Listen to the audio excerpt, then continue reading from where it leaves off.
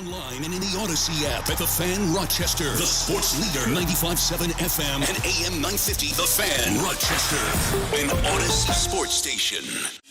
It's time to start the show and talk about the sports we saw. Inside jokes and takes from Danger and Battaglia. Bills and the Sabres and the Amherst. Who gave a microphone to these jerks? Welcome to the sports bar, that's where you are. Welcome to the sports bar, that's where you are. Welcome to the sports bar, that's where you are. With Danger and Battaglia. A very good afternoon to you. Welcome on into the sports bar. Danger and Battaglia, we're glad you're with us. Thanks for listening along at 95.7 FM, AM 950, the free-to-download Odyssey, iHeartRadio, or TuneIn apps. We also got the stream up and rolling for you. You can watch the sports bar on our YouTube channel and on Twitch at The Fan Rochester. I'm Mike Danger. That's Gino Kekalainen. We are ready for another afternoon of fantastic sports talk in the sports bar. Because he's follically challenged? Is that No, why? I do see a resemblance, Gino. I see Yarmo, much like your social media profile, in a locker room firing up a group of peewees. I see Yarmo doing the same thing in Buffalo, going into the locker room and firing up a group of peewees. Yeah, I guess that's what you want out of, as a Sabre fan. Like, we're gonna talk sternly here, and we're gonna make sure we make it clear we want effort and everything else. The time of development, and no, let's see it here, boys. So that was kind of my main takeaway. Yeah. Again, this feels very much with this organization. It feels very much lather, rinse, repeat to me. I'm going to reserve judgment and hope for the best, but I can't get excited yet. I don't know. I mean, all you can really say is it feels like he was brought in for this very reason. Well, you didn't bring him in, yes, and you didn't slap an interim tag on him. You brought him in after doing a search for a specific type of guy.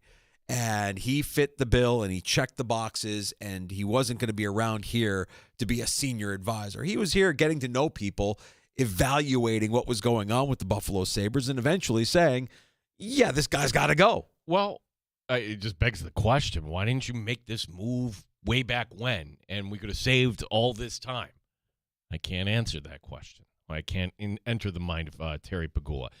Here's what's different than the lather, rinse, repeat. And ultimately, you may be right, Danger, but you've hired yes man. When Kevin Adams was hired, I used to joke, like, the Y stood for yes man. Yeah. And before that, you had Jason Bottrell, and we like Jason Bottrell. He had no GM experience. You can go through the exercise. Do you remember who was before Jason Bottrell?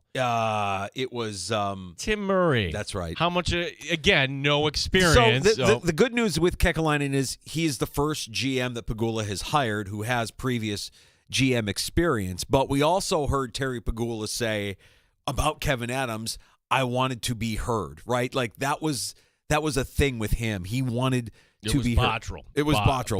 Bottrell got fired because he wanted to be heard, right? Like that still sticks with me. And it's like, yeah, you're the owner of the team, and it's your right to say, I want to be heard. But ultimately, let the hockey guys do their thing. Let them decide how the culture is going to be built and what players are going to be a part of that, because you don't know anything about building a hockey team or a football team for that matter. The Bills' success is not because Terry Pegula is some grand strategist, right? Mm-hmm. He can sit there all he wants and say, I wanted to draft Patrick Mahomes.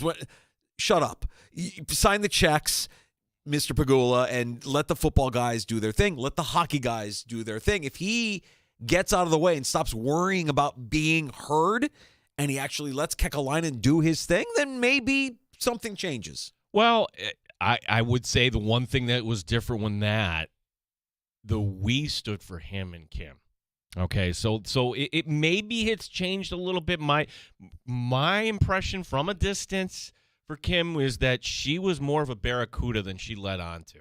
And by evident in how she let go Russ Brandon, and that happened very quick, like, you're fired. She changed the culture quickly. Yeah, so right. So does Terry need to be heard, or was it Kim? I guess it doesn't matter, but I think that's worth pointing out that it is kind of different now. You do have that buffer. His name is Pete Goelli, all right? And a Rochester guy, And kind of the same thing. He came in and didn't know what to make of this Sabre experience.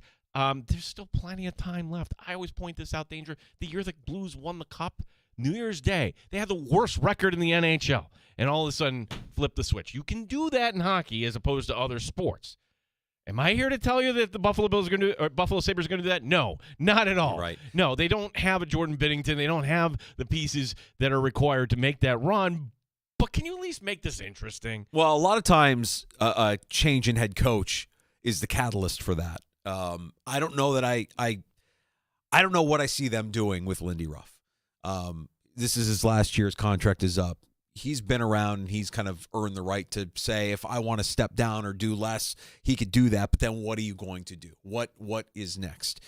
Seth Appert's name is going to be in the mix, but that won't be a popular choice unless Seth Appert and Jarmo Kekalainen have hit it off to the point where Jarmo believes and trusts that Seth Appert, because of his experience with a lot of this roster, makes sense. Or he just says, you know what, none of this is working. We have to completely gut it. And what's next with Alex Tuck? And what's next with the goaltending situation? Like, there's a lot of things that he's got a lot of work ahead of him. And your question, I think, is the best question. Why did it take so long? What have we been waiting for? You could have made this move last year when you saw the team completely fall out. They were in a playoff position, lost 10 games, went over 10, 0-10-3, I want to say, and nothing happened. That's when you make the move. That's when you say enough is enough. But here we are. It's not too late to salvage a season, although chances that they make the postseason are very, very slim right now. And if you're a Sabres fan, at least you can say, well, they did something. And I would anticipate that in the next couple of weeks, there will be more. I don't know what exactly happens, but there will be more, and we will see exactly what Jarmo Kekalainen has in store for the Buffalo Sabres. Quickly from his press conference today, his introductory press conference, his message to fans. I mean, they have every right to be frustrated, but we're going to move forward. As I said, look at today. What can we do today to get better, to get the team there in the future? And I understand it. You got to make the playoffs to get the chance to compete for the Stanley Cup, and that speaks for the passion of the fans in Buffalo, and we all appreciate it. So we're going to work our tails off to get the team to a level where we're going to have that. We've earned the spot in the playoffs and have that ability to compete for the ultimate prize. It was noticeable to me also yesterday in the statement that was put out by Pagula, the goal of being competitive year in and year out. Like, they've lowered the bar from what it was when he took over the team. We're here to win multiple Stanley Cups, right? Yeah, the bar has been lowered. Hey, we just want to field a competitive team year in and year out, and this helps us get closer to that. Baby steps, I suppose. It's funny that since he made that declarative statement, it feels like the rest of the league's just like, yeah, okay. It's because it's so easy, right? Yep. Oh, you have money and you can buy a cup. It's so easy. So there you go. Jarmo Kekalainen introduced today as the new general manager of the Buffalo Sabres. We've got a great show lined up for you. Tuesdays are always fun in the sports bar. Lots of guests, including our fantasy football expert, Michael F. Florio from NFL Network, also Bills Mafia. So we'll talk some Bills and Browns with Florio, and we'll get his thoughts on Week 16 as the fantasy playoffs continue. There's a story that's kind of developing right now, and I want to dive into this right now. And you may say, oh, who cares? But fantasy-wise, I think it's interesting. And for the future of the franchise, I also think it's interesting. So last night there were the Dolphins, and, hey, they went to Robert Morris, and they're practicing in the snow the day before, and they're ready. And then I see that dork, McDaniel. The first shot they show of him, his one lens is fogged up. Dude, take your glasses off. Anyhow, the Dolphins. Have you seen snow before? Yeah, it snowed in Alabama my first year. So it snows in Alabama, guys. I know. I mean, people don't know that. There's some people that just think, it just gets cold in Alabama. It does snow. We point and laugh at McDaniel and Tua specifically. Mm-hmm. They don't play well in cold weather games. They don't. They don't. Like, tell me when they do. And and I looked this up too, if you're holding out hope that the Dolphins will win in Week 18 in Foxborough. Danger, do you think it's going to be cold up there? Yeah, likely. Likely. Under McDaniel, this would only be his fourth. They're 1-2. The first year they beat the Jets to earn the 7th seed. I can give you a million guesses what the final score of that game was. 1-2 in Week 18. Okay. In Week 18 in 2022, they beat the Jets 11-6. Yikes. To earn the 7th spot. The following year, that was the Week 18 game. They had a lead at halftime to the Bills. They lost the division. Mm-hmm. And then last year, this might be the most damning, where there's nothing to play for. They go up and they play the Jets, and the Jets, with an interim coach, work them over. And that was the game where Tyreek at the end's like, yeah, I don't know if I want to be here. Right. For what it's worth, Tua has an extra one before McDaniel, and they defeated New England in New England. So that happened, but the Patriots weren't, if I remember correctly, they weren't really trying. More questions than answers for Miami after last night, including what are you doing with Tua? Right. And so McDaniel could have quashed that and said, nope, Tua's our guy. We're looking forward to. Nope. Everything is under evaluation. Aha. Is it Zach Wilson here on out? And that's why, okay, Michael F. Florio coming in. Wait a second here. If it's going to be Wilson, are we knocking everybody down a peg here? Probably not Achane, but Waddle and certainly Darren Waller has become a late waiver wire find. I would just ask you the question, Danger. Is this McDaniel trying to distance himself, finally admitting, I can't win with this guy, give me a new quarterback, and therefore I will buy myself a few extra years with this organization? I don't think he's buying himself any extra time. I think he's dead man walking. And for what it's worth, I don't know the contract specifics, I didn't dig it up, but what would it be worth Miami to move off of Tua? What could happen? How much worse can it get? Or do you still believe that this guy can actually be a starting caliber quarterback in the NFL? I don't. I think he's backup all day. He's a backup quarterback in the NFL. He presents like a starter. He's got the major college and the showcase championship games at the college level, but as a pro, he can't make all the throws. His decision making is terrible. And he's cost his team games. Hell, they would have swept the Bills this year. I'm convinced they would have won that game in Orchard Park, the way they were moving the ball against the Bills in Orchard Park, if he doesn't throw that pick to Terrell Bernard. And Terrell Bernard knew it was coming. Like, yeah, we studied the film. We knew this was coming. We knew that this is what he does. And it is. He is careless, bad with decisions, and does not throw the ball well downfield. I have this info for you, but first I'll start with a trivia question because you know I like that. I like putting you on the spot, buddy. The record, I don't need the dollar amount, but who was the quarterback? In terms of, okay, we're cutting you. Dead cap quarterback. It's Russ, right? Yes, correct. Now, do you want to venture a guess there? This is probably more than Russ. Russ, $85 million the Broncos ate. Yum, yum, yum, yum, yum. And they're the 1 seed right now. Right. It took them 2 years to get correct. Well, 1 year they get back into the postseason, and now they're the 1 seed. Yeah, now they're the 1 seed. Tua next year would be 99.2. You didn't have to do that contract. They didn't. Oh, they're so bad. They're dumb. They're so bad. So they've got a lot of questions. And if you're McDaniel, screw it. Like, this is me auditioning for my next job. I don't want my name tethered to this guy anymore, which is a stark contrast from the day he got hired. And he was, hey, buddy, we're going to take this thing all the way to the top. You're my guy. We're guys. We're boys. Yeah. Yeah, buddy. Let's go. Remember that? We had the access, and he's on the private jet, and he's calling Tua. Yeah, man, I'm excited to get to work with you. Let's do it. You and I, we're going to make this happen. Hey, there were some moments. They had some moments. They got to the postseason, but I don't have any faith in that guy. It's funny how, as a head coach, I feel like his stock has dropped as a head coach, where he might still be a very good offensive-minded coach somewhere or an offensive coordinator somewhere. I just don't think guys like him, guys like Saleh, they're just not head coach material. Well, peek behind the curtain.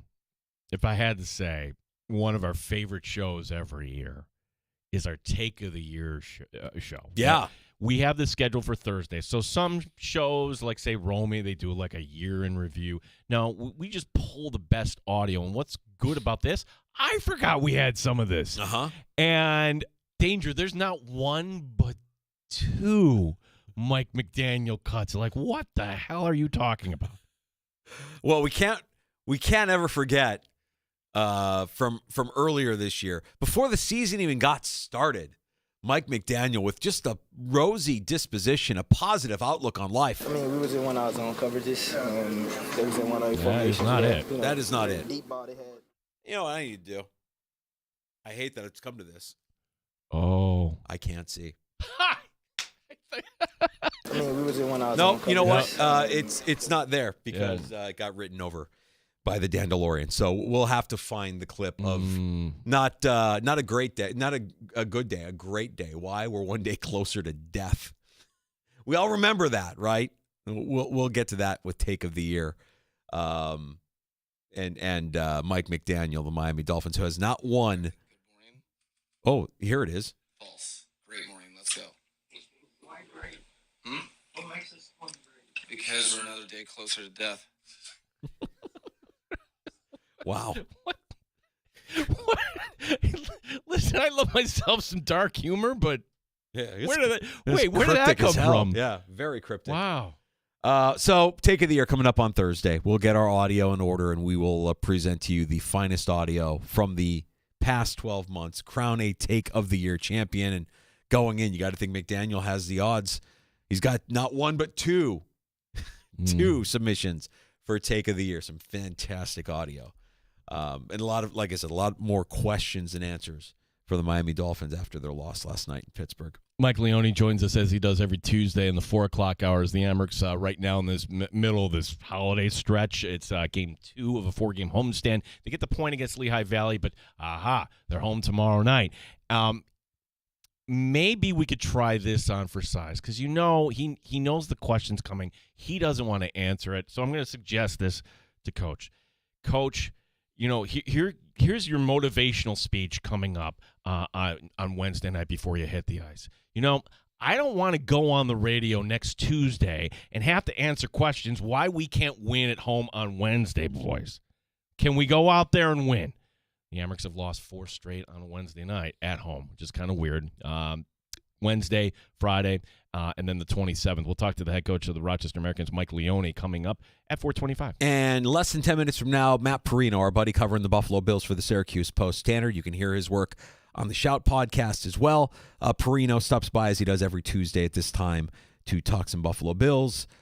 He'll be stopping by shortly, and we'll recap everything from New England. An unbelievable comeback victory, down 21 points on Sunday. And we'll look ahead to Sunday's matchup against Cleveland Browns. Postseason talk, what exactly needs to happen here for the Buffalo Bills to win their 6th straight AFC East title, and knowing that the outcome of the Patriots-Ravens game is kind of insignificant, hurts a little bit for the Buffalo Bills. What was the when we were playing around with the playoff machine? Even if the Bills were to lose, the Bills have to win out, and the Patriots.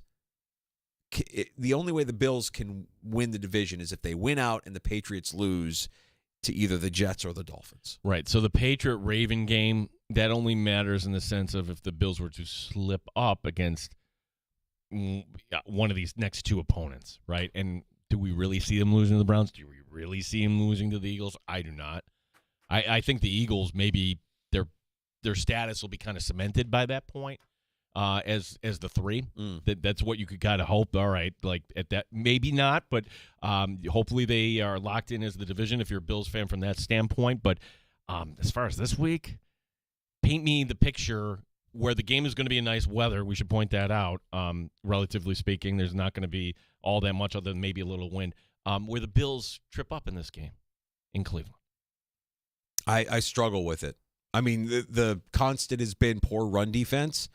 Quinshon Judkins is a nice young back, but I don't really believe that the Bills are going to have a hard time containing Shedeur Sanders and Quinshon Judkins. I think they should be okay defensively. And offensively, Look, the Bears just put up 31. They should on a frigid Soldier Field afternoon. They should be okay. Josh Allen should be able to have his way, and James Cook should be able to have his way. 2 touchdowns for DeAndre Swift against the Browns on Sunday. So I would expect more of what we've seen out of this offense, a heavy dose of James Cook, get the tight ends involved, and when Josh needs to make a play, you know he's going to.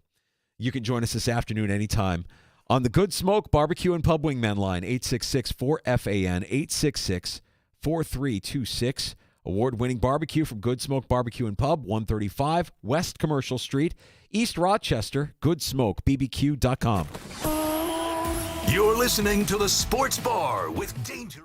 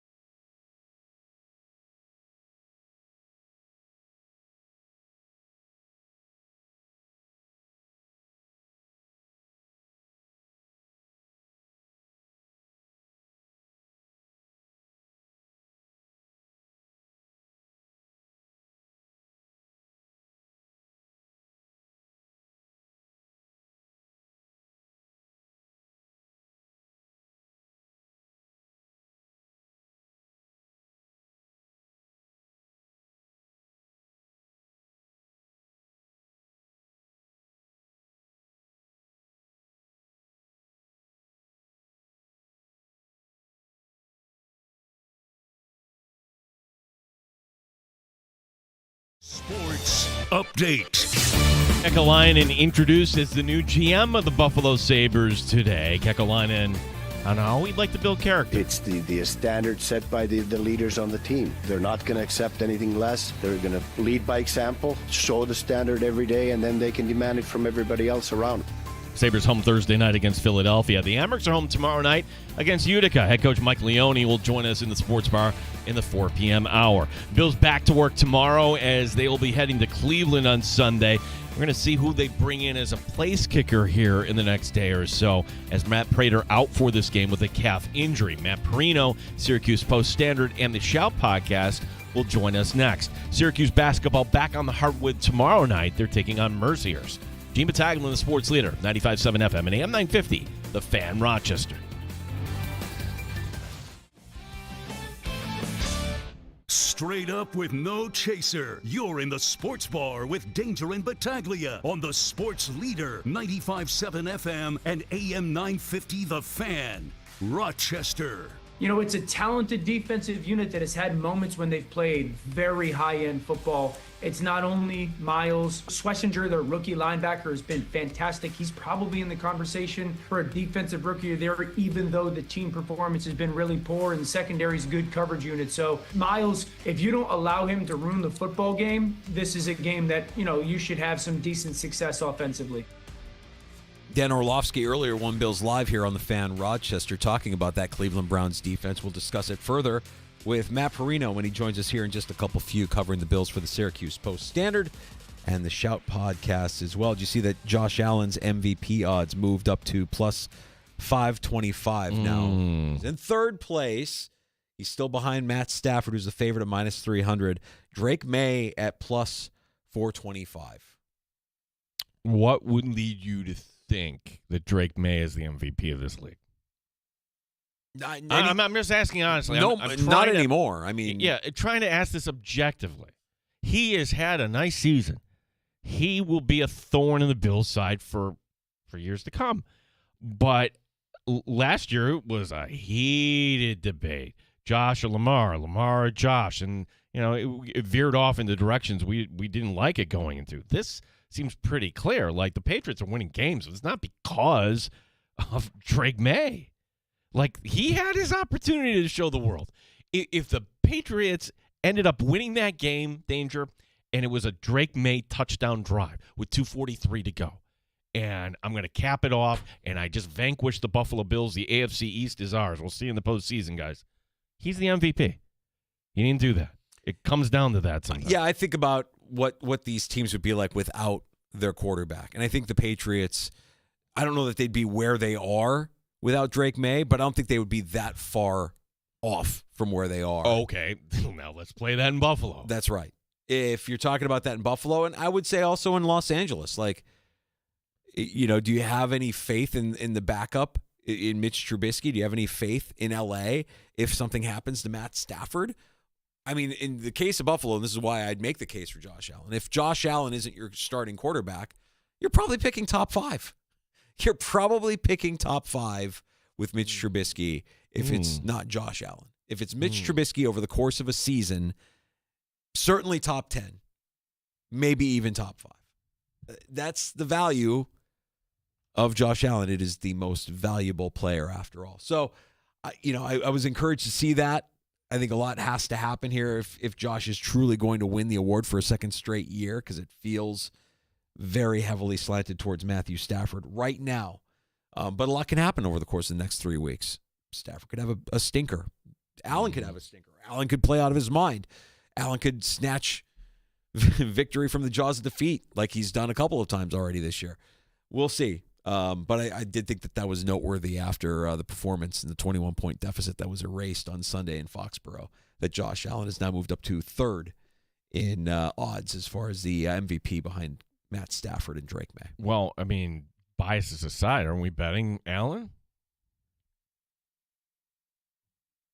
Feels like there's value there. Yeah. Feels like there's value there.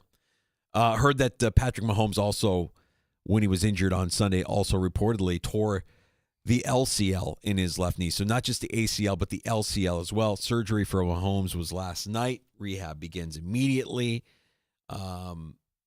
I would imagine that his start of the 2026 season is fully in question. Can I interest you or anybody that says the Bills need help at wide receiver in Alan Lazard? The answer is no. For everybody watching on No. Yeah, that was a big no. No. I did I even know he was still a Jet here at this point?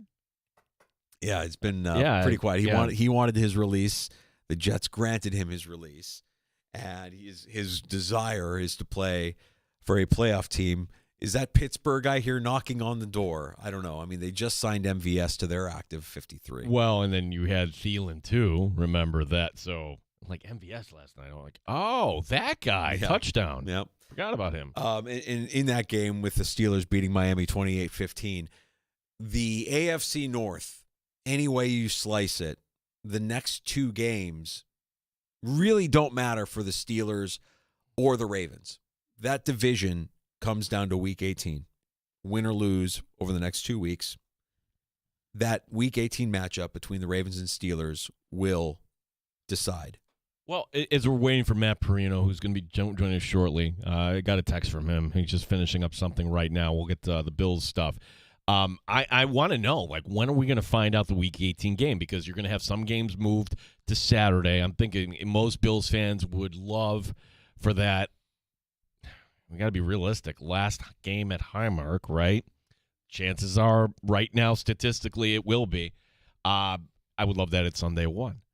But what would they put as the Sunday night game? I think it's Ravens-Steelers. I'm looking over. It would. So Yeah. the only thing that would change. So if the Steelers were to lose their next two, and the Ravens were to win their next two, it would still come down to Week 18. It would probably be Steelers Ravens. That way, everybody can kind of plan. Lions Bears was going to mean That something. could be another one too. That feels like a quasi playoff game where. Danger, honestly, if the Bears have a tough schedule. No, it is. Yeah. They've got the toughest remaining schedule in the league, and they it feels like as if they have to win out if they want to secure that playoff berth. Seattle, San Francisco, both those teams are in, but that will matter for playoff positioning in the West, as will Houston and the Colts. Maybe the Colts are still alive at that point, but you're not putting that in. No, I think it's probably going to be, if I had to rank it, I would say it would be Steelers, Ravens 1, Bears, Lions 2. I just think the Steelers always pull a decent number.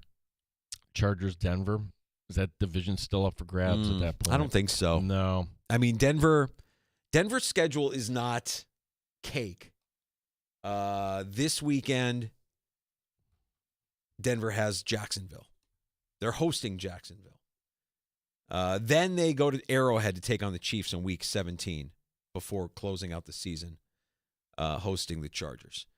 So Denver's 2-loss season is going to be tested here over the next 3 weeks. But right now, I have a hard time seeing anybody but Denver as the 1 seed. I suppose New England could still be alive for the 1 seed, or Jacksonville statistically. Let me see who's got the next bet. Yeah, it's still the Patriots. The Patriots have an 11% chance at the 1 seed, and they would need things to break their way for that to happen. The Broncos overwhelmingly at 78% control their destiny for the 1 seed. They've already clinched their playoff berth. So the Jags, slight chance to win the 1 seed, 6% chance. Are we sleeping on Jacksonville? That's an honest question. I mean, it's hard to look at, hey, look at their offense. It looks great. Oh, it was the Jets they played last week. I think we are sleeping on them, yeah. Mm-hmm. I think we are sleeping on them. They got better with Jacoby Myers. Liam Cohen is unlocked and unearthed some of what makes Trevor Lawrence good. I think Jacoby Myers is a great addition for them, and since they made that acquisition at the trade deadline, that offense has been moving even without Travis Hunter. So yeah, that's a team. Honestly, that's a team I wouldn't want to face. I wouldn't. You get in a shootout with that team, and maybe it goes your way. But they've been pretty potent on offense. Maybe we'll ask our guest here that question. Matt Perino, Syracuse Post-Standard, Shout Podcast, joining us. And Matt, just to jump in on the conversation, are we sleeping on Jacksonville? Listen, it's worth taking note of, right? Like, this is a team over the last month that I think is averaging close to, if not over 40 points a game. I don't know if you just mentioned that. I just jumped on the line if you have the exact number. But they're definitely a team that I think Liam Cohen, a guy that if you look what's happened in Tampa Bay, then that offense falling off a little bit and him finally getting things, it seems like, right in Jacksonville, they're definitely going to be a formidable team. And honestly, that's kind of a house of horrors for the Bills a little bit. I mean, if you go back to the 2017 playoff game, that grinded out loss, I think it was ended up being 10-3, and then that regular season game a couple of years ago when they lost, when everybody thought that they were the Super Bowl contender, and that's when kind of some of the shine came off of them then. So, yeah, I don't know if that's going to yield a playoff run in Jacksonville and if Trevor Lawrence is necessarily that guy, and he's going to be that guy in the playoffs, but I think everybody in the AFC is starting to take notice. All right, so let's go back to Sunday because it was a tale of two halves, and I'm sure you spent a lot of time talking about it. I found it most comical being out and watching the game in a bar full of Bills fans, the roller coaster of emotions, the everything from the fire McDermott and fire everybody at halftime to where we were at the end of the game. And Matt, is for anybody that wants to be critical of Sean McDermott, the adjustments that this coach has made multiple times through a bunch of games this season is worthy of note. This might be, with a roster that you could say is the worst that he's had since being the head coach, maybe with the exception of that first or second year. He's done one hell of a coaching job with this team. He has, and I think that I put something out about this on Monday because just coming back in the morning and seeing just some of the discourse from Sunday, and I think a lot of it got on my timeline from the first half. And listen, I think everybody was reacting in the moment to what was trending toward a nightmare situation for the Bills. I mean, you had to have all hands on deck, and to come on the road and go down 21-0 in that way, it felt like what were going to be the storylines the next day. So I get, like, in the moment, the reactionary. I mean, I thought it was kind of an embarrassing start to the game, and I think anybody in that locker room would have told you that same thing. Bobby Babich even yesterday saying that first half performance by the defense was disgusting. I mean, I thought that was the most animated we've really seen him, and he's pretty animated regularly. But I think what you can give Sean McDermott credit for is the way that he consistently finds ways to get things right. And he had like kind of a puff your chest out quote on Sunday that I think kind of fell under the radar a little bit. He said, listen, it's one thing to come out and game plan to start a game, right? Like we've seen offensive coordinators that come out with a script, go down the field and score a touchdown. He said it's a completely different thing to have to adjust in game, change based off what teams are taking away and how they might have game planned for you. He said that's what really makes a good staff. And I don't think he was necessarily taking a shot at Mike Vrabel and the Patriots, but it spoke volumes to me as somebody that all of this fanfare around Mike Vrabel, and rightfully so, a 10-game winning streak. He's gotten the culture right there. He's gotten the most out of his young quarterback. A lot good is happening in New England. But to go up 21-0 and then get punked like that in the second half, I mean, there's a lot of questions probably percolating in New England right now. And if you're the Buffalo Bills, you just did what everybody said going into the week you couldn't do. Go on the road against a good team, maybe the number 2, maybe the number 1 team in the AFC, and win on the road. You're going to have to probably do that over the course of the next couple of weeks once the playoffs start. Yeah, following up on Vrabel too, and he's feeding into this. We have a saying on our show: "Don't blame officiating." That's loser energy, Matt. It seems like there was a little bit coming out. I mean, is any of it warranted? In your opinion, when it came to the holding stuff? But at the end of the day, it doesn't really matter. You look up at the scoreboard. Yeah, and he was kind of talking out of both sides of his mouth. I mean, all the Patriots fans in the mentions wanted to bring up the fact, well, he said later in the interview that, the officiating had no impact on the result of the game. But it's like, yeah, but he wasn't saying that when he was talking about the officiating a minute earlier, whenever it was. And it was a kind of a roundtable conversation. To see that quote from an NFL head coach, to me, is just, it's excuse making for your own team. And so, like, I coach little league, right? We've talked about this before. And every time there's a close call in every 10, 9, 8-year-old baseball game I've had, you have all of these little kids like looking at the coach, looking at the umpire, and just wanting like something to change. And I've spent my entire 5 years now in kind of the upper level of this whole thing once travel ball started, explaining to these kids and trying to teach them that, like, there's 100 other plays that happen in a game that had an impact on the game equally to the one play that you're fixating on. And for, a NFL head coach to be doing that at the highest level after a game that you were up 21-0, ooh, man, I wonder how that plays in the locker room. Yeah, again, I just feel like that's loser energy. Your team gave up a 21-point lead. It wasn't because you weren't getting holding calls against the Buffalo Bills, who have the most holding penalties called against them so far this season. As we continue with Matt Perino of the Syracuse Post-Standard and the Shout podcast, and we look at the path to the postseason. It's an all but certainty that the Bills will be there. Matt, do you have a preference? Is it still try to get that home game, try to win the division, or do you find that the Bills might be better suited in that 5 or 6 slot for the postseason? I don't think you're ever more suited for the wild card spot. I think you want to play home games in the playoffs as much as you can. But I don't think that they're scared of it. I think that what they just did could give them the kind of confidence that they need to go and win a bunch of games against, let's be honest, a bunch of unproven quarterbacks. And that to me is where, like, with all the question marks about this defense, and there's plenty, I like the idea of what Ed Oliver is going to mean for their run defense if they can get him back. But say you get Ed Oliver back, you really can't lose another impact guy. Like, you can't go down Christian Benford. You can't go down Joey Bosa or the version of Matt Milano that we saw yesterday. Like, you need that guy to be able to compete for a championship.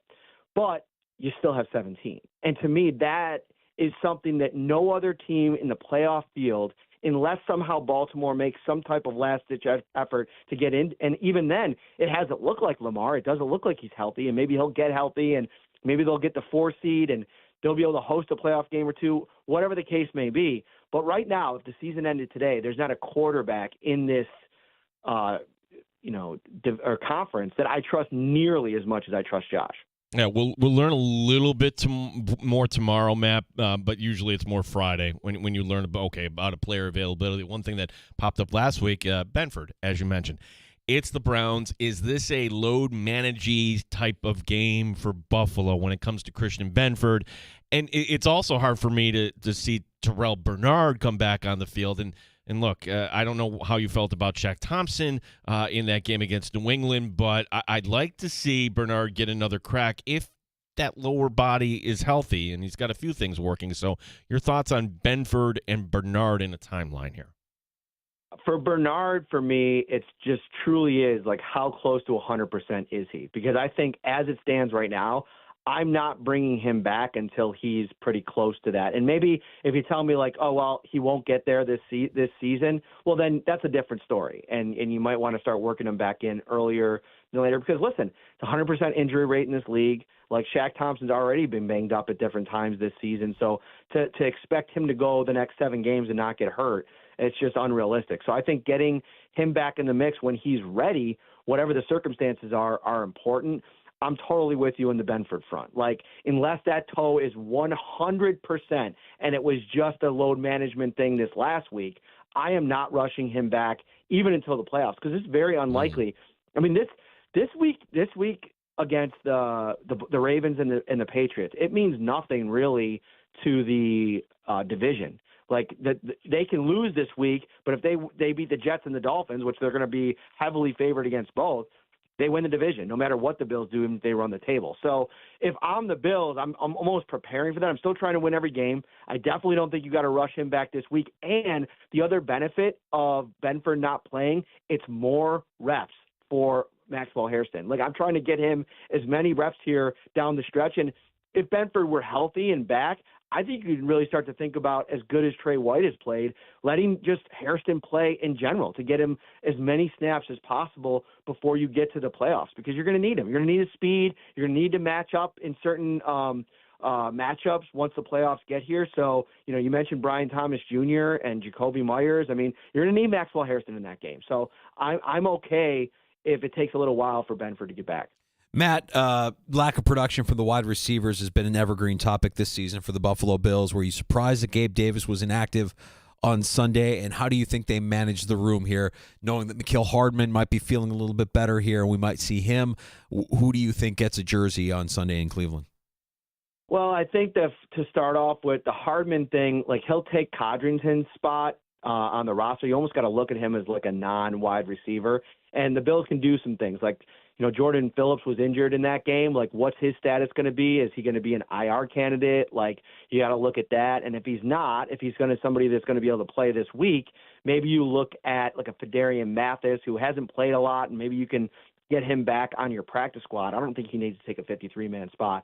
But in terms of actives, Keon Coleman, my thought was that he would be inactive, but the more that I've gotten away from the decision that McDermott made, I just think that there was probably fear that if they make him inactive, a healthy scratch again, with all the work that he's been doing to try to, make up for being late to the meetings and getting suspended and being benched, if you will, I think that there was probably worry about not getting him back, if you make him a healthy scratch again. And the plus side of what they did with Gabe Davis is, don't forget, he's coming off a pretty serious injury. And I know he's played every game, but I think you want him to be healthy for the stretch run as well. So I think there might have been two things at play there, like giving Keon an opportunity. And I know he didn't do much as a receiver, but he had a huge critical block in that game on that 20-yard run by Josh Allen. And if you go back to last season against the Seahawks, that was one of his big highlights in that game, was when he put Tariq Woolen down and kind of pointed at him. He can block. Like, he's probably a better blocker than most people realize. And so, you just take the little victories for Keon Coleman at this point, and you hope that they continue to get him involved somehow. And you look at the work that Josh Allen's doing with him behind the scenes. Every day after practice that we're allowed to go in there and look, it looks like those guys are working together after practice. So I think they just want to give him opportunities. Yeah, Matt Perino, Syracuse Post-Standard, Shout Podcast, joining us. And, there's another injury that popped up here, Matt Prater. Do we have any idea? Was he out there kicking with a calf injury against the Patriots, Matt? And again, this week, go for 2 this week. If you're a high school team, no big deal. It's the Browns, I suppose. But ultimately, if this is more than a 1-week thing, just your thoughts on that. I'm going to throw a name out there because you're looking at all the free agents, and this guy was in for a visit with the Saints, and he's eligible. Would you kick the tires on Justin Tucker, or is he still radioactive at this point? I don't know. What I think and what an NFL general manager thinks probably is a bit different. I wouldn't personally. I just think unless you've done your due diligence there and you completely feel comfortable with everything that occurred. And I got to be honest, I'm not completely up on where that story is. And, I think the fact that he isn't on an NFL roster yet might tell you the hesitancy that a lot of teams around the league have had. It does come down to how serious of a thing is this for Matt Prater? What are some of the options that there are out there? And it's kind of a tough pill to swallow that Tyler Bass had to go down for the season with the injury that he had. But yeah, I think we'll find out here in about in the next hour, I think, because the workout list should be dropping from the NFL league site pretty shortly. Matt, what are you and Ryan working on this week that we can check out in advance to Cleveland? Yeah, well, we'll be live Thursday night, Verona, New York, at the Turning Stone Resort Casino, New York Rec and Social Club. We do 2 or 3 live events there per year, and it's turned into like a really great partnership. They do a great job. If you got nothing to do, come out, watch Thursday Night Football. I know it's about an hour drive. I don't know what the weather looks like, but you could spend the night. They got a great hotel there. The casino is awesome. And the New York Rec and Social Club, I don't know if you guys have ever been there. It is like one of the coolest ways to watch it's a sports lover's dream. I mean, they got TVs everywhere, like a big movie theater style, big screen in the middle. It's a really cool environment. And they got like table games right there in the restaurant. So you could do a little bit of everything, and we'll have the live podcast there on Thursday night. Now, Matt, I can't believe I'm saying this to you, but it's absolutely true. The next time we talk to you, it'll be in 2026. So kind of your thoughts, like that next conversation we have on air, how is the world looking for the Buffalo Bills in that first week in January? I mean, I think it's just about we'll see like how these other teams that are sitting there with 10 wins right now, thinking about, the Los Angeles Chargers and Jacksonville and Houston, how that materializes, like what's on the line. You could be in a situation where you could sit most of your starters against the Jets if that doesn't necessarily mean anything in terms of your final seeding. So I'm very interested to see how this thing goes, and it's going to be a completely different look playoffs, without Patrick Mahomes and the other guys that I mentioned earlier. So it's going to be a fun month here. Matt, I know I speak for Gino when I say thank you for all the time you give us here in the Sports Bar throughout the course of the year. You're absolutely the best for doing what you do, covering the team and sharing what you know with us and with our audience. And I hope you and the family have a great holiday season, man. We'll talk to you in the new year. I hope you guys have a great holiday season as well, and shout out to all your listeners. I appreciate the Rochester Bills fans that watch the show and consume our work, and appreciate getting to chop it up with you guys every week. Take care. Best, Matt. Thanks, buddy. We'll see you. Matt Perino, covering the team for the Syracuse Post-Standard, the Shout podcast, and taking it to Turning Stone this week. He's describing it. I'm like, I need more of that in my life. I need more Turning Stone in my life. Just, that atmosphere of being in a sports book, kicking back, watching everything that's going on, whether you're whichever sports book you prefer, whichever casino you prefer, even Vegas. I mean, it's been a long time. So love that for him. Love that for he and Ryan and the Shout podcast. We encourage you to continue to check out his work because they do a great job covering this team. We got to get to Mike Leone, Rochester Americans head coach. And we'll have more Bills talk and fantasy football talk. We've got our connection with the NFL Network. Michael F. Florio will be joining us at the end of the next hour, which means we got time for your calls next at 866-4FAN, 866-4326. Yeah, that's the Good Smoke Barbecue and Pub Wingman line, award-winning barbecue from Good Smoke Barbecue and Pub at 135 West Commercial Street, East Rochester, goodsmokebbq.com.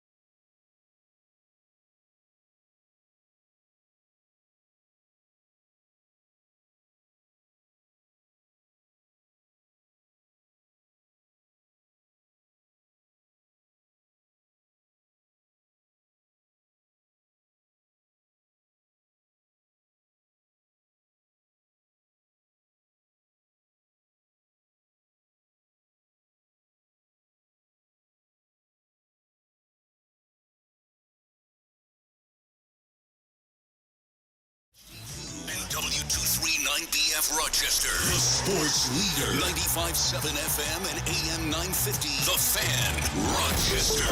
An Odyssey sports station. The Fan, Rochester. Sports update. Jarmo Kekalainen introduced as the new GM of the Buffalo Sabres today. Philadelphia coming to town this Thursday. Now, the Amerks are back home tomorrow night. It's game 2 of the 4-game homestand. Utica is the opponent. Head coach Mike Leone will join us later this hour here in the Sports Bar. Bills getting ready for Cleveland. Practice is tomorrow. Dan Orlovsky on this matchup. Every play, there's 4 hands on them, 2 sets. Every play. Run, pass, first down, third down, I don't care. So a lot of teams are just 4 hands on him. A lot of teams are moving the quarterback. They're not having him be in the pocket and stand still. The ball's coming out relatively quickly. They're trying to kick the ball to the perimeter. That's how you avoid Myles Garrett. Matt Prater is out. No word yet on who the Bills will bring in as the place kicker. Syracuse basketball back on the hardwood tomorrow night, taking on Mercyhurst. Gene Battaglin, the sports leader, 95.7 FM and AM 950, The Fan, Rochester. It's time to start the show and talk about the sports we saw. Inside jokes and takes from Danger and Battaglia. Bills and the Sabres and the Amerks. Who gave a microphone to these jerks? Welcome to the sports bar, that's where you are. Welcome to the sports bar, that's where you are. Welcome to the sports bar, that's where you are. With Danger and Battaglia. Mike Leone, Rochester Americans head coach, joins us in about 20 minutes or so. We'll also be joined this hour by Michael F. Florio. Fantasy football talk from NFL Network. We'll get your lineup set as your fantasy playoffs continue this weekend. Happy hour is on the way. We've got free food to give away before 5 o'clock from Livingston County Pizza Company and Gluten-Free Bakery as well. Welcome back into the Sports Bar. It's Danger and Battaglia. We're glad you're with us. Thanks for listening along in the Odyssey, iHeartRadio, and TuneIn apps, 95.7 FM, AM 950, and our stream up and rolling. You can watch the show on our YouTube channel or on Twitch at The Fan Rochester. Gino and I were going down a dark road off the air between breaks there. They're talking air about here's how the conversation started. And just a peek behind the curtain. I got a text from Nikki Sines and my neighbor. You hear me talk about my neighbors every now and then, right? I'll put my neighbors up against anybody. So, timeout. The Cliff Notes version, and since I know some of the guys, but I've never met Nicky Signs. He's called Nicky Signs because he has lots of signs in his front yard. I can only imagine. He's sign guy. He's got a lot of sign guy. Yeah, he's got a lot of signs. Sign guy. Yep. We love Nicky Signs, and Nicky Signs also does some physical therapy work. So when I had my ACL done 10 years ago. He was a hero to me because he introduced me to a device. It was like a cooler. It's like a small cooler that you would bring to a game, but you fill it with ice and water, and that ice water pumps through a brace that you wear on your surgically repaired knee that keeps your knee constantly iced without an ice pack. It was awesome. The first 2 or 3 days of my recovery, I lived with that thing on my leg as I was just trying to get back from the actual surgery. And I'll always remember Nicky Signs being just a hero to me for doing that. And he had one because, one, it's his profession, but 2, his daughter also went through ACL surgery, and he had to deal with that. So he's the guy that actually he actually diagnosed my torn ACL because I didn't know that I tore my ACL. I was playing hockey on a torn ACL and didn't even know it. And I was at a birthday party for my daughter's friend, and we were playing kickball, and I blew out my knee playing kickball. It hurt. I crumbled. And he was there at a different party, and he took my leg, and he shook my knee. He's like, "You see how you have no stability there?" He's like, "You tore your ACL." And I'm like, "God, I didn't want to hear that, man. Really?" So you go get the MRI. You go to we were talking about Mahomes earlier, and Nicky Signs sent me a text on the secret textoso, knowing that the LCL is also in play along with the ACL. He had surgery last night. What's the recovery time like? And is it 6 months? Is it 9 months? Is it dependent on how you attack your rehab? According to Nicky Signs, it's 9 months minimum. And really a lot of him being smart with his rehab, not overdoing it, not rushing it. So if that's the case, 9 months, what does the world look like for Patrick Mahomes this offseason? Yeah, you compare this to Brady, where Brady, that happened week 1. And coincidentally, it was against the Chiefs way back when. But happening week 1, much different than happening week 15. Both injuries occurred in season 9, by the way. 9 times. For both of those quarterbacks. Hence the dark road you're about ready to take us down. So then we said next year would be the 9th year for Josh Allen. And I just made the flippant comment of, oh, God, weak knees. He's married. Now he's going to have a kid. You just start to worry about things. Not saying that that's going to happen.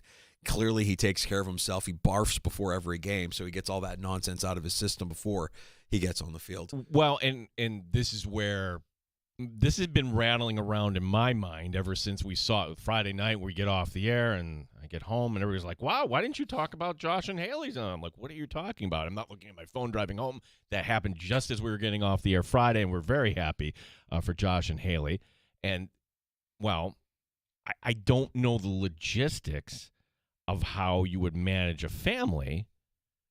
Again, this falls under the category of truly this is none of my business and no reporter is going to ask. And also he's an alien, right? Like when you get to a level of status that he is at right now. And she's an alien and too. She is also an alien. And we talk about, alien is what we call billionaires. Like if you're a billionaire, you're an alien. You live a lifestyle that we mortals are incapable of comprehending. You can get whatever you want, whenever you want it, however you want it. You don't have to worry about where your next paycheck is going or who's covering the rent, right? You're an alien. Yeah. You have everything at your disposal. And, he's not a billionaire, but he's living a lifestyle that we cannot comprehend, and a routine that we as mortals cannot comprehend. And you're right. She is in that same stratosphere, given her celebrity status. And so we start to wonder, like, okay, how does this work? Do you split up the time where you're living on the West Coast during the off season and trying to raise a family with the support of both of your families? Or are you splitting time between the West Coast and Western New York, and you come into Buffalo for the season and she's there at every home game and he's living in Buffalo because that's where he has to be? Well, and her career is taking off now too. So to just say, hey, well, you know what? I'll move give me 5-7 more years in Buffalo, hon, and maybe it's not that simple. And Danger, it was so shocking when the greatest player in the sport at the time who won multiple championships, and then all of a sudden it's a summer day, and Doug Emledge is telling me that Wayne Gretzky was traded to the Kings. I'm like, what are you talking about? And then, oh, well, I guess that makes sense. And even if you were an Edmonton fan, it might have stung. If Josh brings Buffalo a Super Bowl, would anybody be upset? I'm not talking next year, but I'm talking down the line. It just gets me. I would ask this question to anybody, 866-4FAN. Does Josh Allen finish his career as a Buffalo Bill? I say he does. If he wins a Super Bowl, it will mean more to this community than what anybody else has ever done, right? And he will be forever cemented as the Buffalo Goat. He will be on the high atop the mountain of all Western New York sports greats that we've grown to love. But you'll forget about the Four Falls. You won't forget about Jim Kelly. You won't forget about the Hall of Famers. But he will reign supreme over all of them. Yeah, I guess it comes down to Josh. That's all it does. Like money, not an issue. Whatever you want, like Pagula will pay it. Western New York, whatever you want. I'm sure he could ask for more leeway. Whatever it is, Josh, you want. If you win a Super Bowl, you are the most powerful person in this organization. He already is. I mean, he already is, in my opinion. He's not acting like it, right? Like he's not throwing tantrums. He's being a good teammate. He's being a competitor. He's doing all the right things and saying all the right things. Well, okay. Name me quarterbacks that are great. Go. That are retired. All-time great quarterbacks. Go. All-time great quarterbacks. Yeah, go. Name John one. Elway. Okay, finished with his career. Name another one. Peyton Manning. Didn't finish with Tom Brady. Didn't finish. Right. Yeah. So like it's hard for us to envision what would lead you, but this is. To me, it's more a pathway of Elway right now. Like it's more of the Elway / Roethlisberger trajectory than it would be the Brady / Manning trajectory.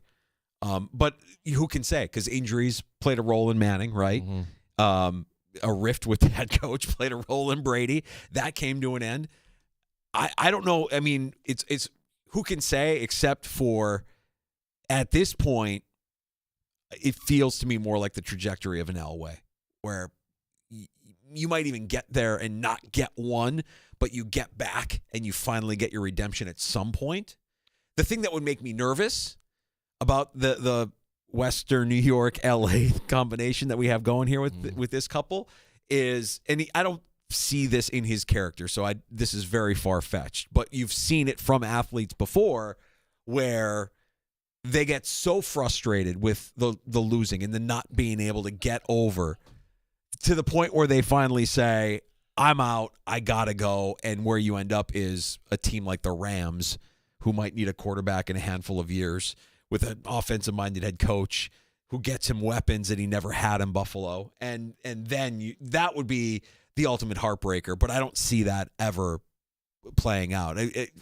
Hard for me to imagine that would ever play out with the way Josh has presented himself as a pro so far. A good friend of the show, and you could write to us, the fan Rochester, Andre Fontenette, head coach at Gates Chile. What are you talking about? Bills, Raiders, trade on deck. Josh Allen to Vegas.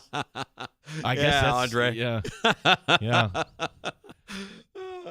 Yeah, if you're jumping in like, what the hell are these guys talking about? Hey, honestly, it's just where we're at, where Josh Allen is at. It's just a natural thing with Mahomes kind of at this crossroads of his career.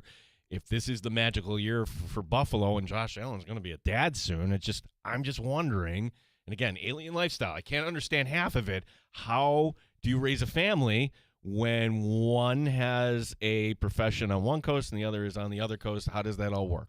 And it's not like we can necessarily ask Josh Allen that question. Right. I'm just wondering. I guess the answer, my best guess at an answer would be, we just make it work.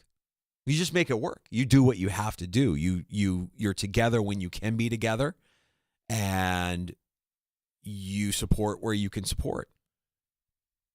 That's true, but when it comes to your kid and you're missing out on but that's every professional athlete, right? I mean, what does she do? Is she due in the offseason? I feel like this is right. Conveniently times out to the point where they maybe had a plan here. Is if we're going to start a family, let's just make sure it doesn't happen during the regular season. Let me give you a baseline here, Bills fans, and do not be upset. Yes, mandatory minicamp in late May, June, or whenever it would be. But when you get to the OTAs, and let's say there's a player, where's number 17 that's not there? Who cares? Right. Who cares at this point? That's right. Yeah, at this stage of his career, given everything that we've seen, everything that he's in command of the offense. He knows what's up. What does he really need to be here for OTAs? If it means he has a happier wife at home, go. Take care of your life. Take care of your family. I would totally be fine with that. I know some Bills fans probably wouldn't, but I again, it goes back to, for me, it would go back to, we just make it work. We support where we can support, and we're there for each other. And if you do that and you trust each other, then the relationship remains healthy. Every healthy relationship is based on a foundation of trust. The one part that we aren't talking about is, and this is fairly relevant based on everything that's gone on with the University of Michigan in the last week, is the idea that a good portion of professional athletes and coaches are unfaithful. That's also something that's out there. I'm not saying that that's 17 or anybody else. I have but you just know that a good chunk of professional athletes and coaches are unfaithful. You don't hear about it. It doesn't go reported. It gets handled behind closed doors, however it gets handled. But that's also something too. And I'm not speaking out of school. I think that was, when you talk about the Bills of the 90s and the 4 straight Super Bowls, there was a lot of that happening, right? There was a lot of fooling around. Are you kidding me? Look at the Cowboys of their era in the 90s. Lots of fooling around. I don't know that all of a sudden professional athletes became choir boys. I just think that there's still a lot of that happens. Again, not saying that that's happening, saying that there is an element of that exists in professional sports everywhere, and college sports as well, apparently. Yeah, the Michigan intern Biff. I just know him as Biff. the interim coach, talking of his team. They're gonna, they're playing the Cheez-It Bowl against Texas. Ah, yeah, the Cheez-It Bowl. What was the thing I saw with the Pop-Tart Bowl where they had the trophy with the Pop-Tarts in it? Is that is that new? Have you seen that? Did you see that? Do you know what I'm talking about? I just know that the Pop-Tart, it's kind of morose, like where you have the Pop-Tart like that, here's the mascot, and the mascot goes down and he comes out as a big Pop-Tart. Like, we just murdered the mascot. Shocking to me that Notre Dame wouldn't want to be a part of that. It's kind of weird. Why would Notre Dame not want to be a part of a giant football commercial for Pop-Tarts? Weird. Well, as long as you get all these sponsors, you will have bowl games. I always wondered, are we going to get to a point where, we don't need to do this? The answer is, somebody's going to write you a check, and you will be there, and the networks need to fill other programming during these next 2 weeks. We're going to be on the air Monday. We're going to have bowl games going on next week when we're on the air. That's right. It's going to be weird. That's right. And we'll have bowl games to react to when we come back on Monday. Yeah. No show on Friday, but we will come back Monday to put a bow on the Browns game on Sunday and to recap the opening round of the college football playoff before we take our holiday break in the sports bar, clean up around here, and come back with a fresh perspective in 2026. So, sorry, didn't mean to go down that path, but we during our breaks, when we kind of catch up on what's going on outside of the studio as we're delivering this content, it's always fun to kind of speculate, okay, and that was harmless. It started with, well, Mahomes, what's Mahomes going to do? How's Mahomes going to recover in 9 months? 9 months, what does the world look like? Well, 9 months, Josh Allen's going to be a dad. He'll be a dad by the time Mahomes is back on the field. That's one way of putting it. And I'm thinking, all right, and we've got all this kind of smoke because Jason Kelsey commented it, but it wasn't really a comment last night about his brother. Is this going to be it for Travis Kelsey? I would imagine he's kind of torn because you want to end your career on an up note, not, hey, we're limping into the offseason. But then again, dude, you're getting married. I don't know if you heard that, Danger. He's engaged? We should do, before we get to Mike Leone, who's hot and who's cold in fantasy football. I told you last week in this segment, Mike Danger, to continue to play the Jacksonville Jaguars. And I hope you listen to me because Trevor Lawrence delivered. Now, this week, a little different going out to Denver, but I'm going to stick with the Jaguars because they're pretty much on a heater at this point. And I don't think we want to touch anything with the Philadelphia Eagles. Yes, they're going into Washington, and you would figure Washington with Mariota isn't anything, but we're not scared of this Eagles passing attack this week, and we're not scared of them coming up championship week in Buffalo. Who's hot and who's cold in fantasy football is presented by Heat and Cool. That's cool with a K. Why a K? Because it's cool. That's right. Mike Leone, Rochester Americans head coach, stopping by the sports bar next. A State of the Amerks on the way here on The Fan Rochester.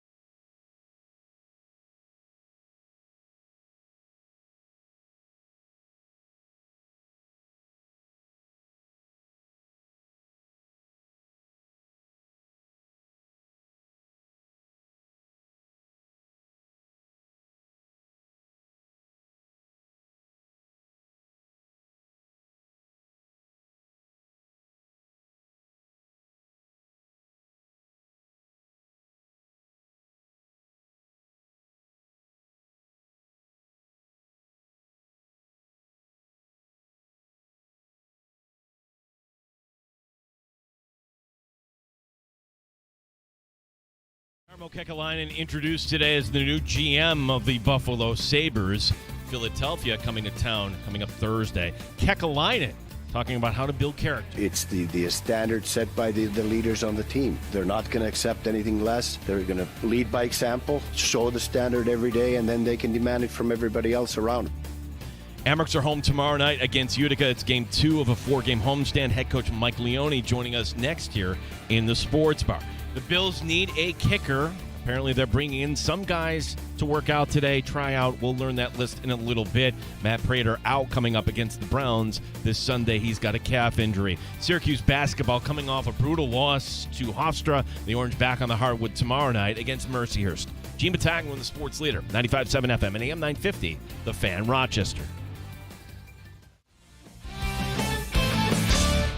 Top Shelf Sports Talk. You're hanging out in the Sports Bar with Danger and Battaglia on the Sports Leader, 95.7 FM and AM 950, The Fan, Rochester. Lindy's resume speaks for itself.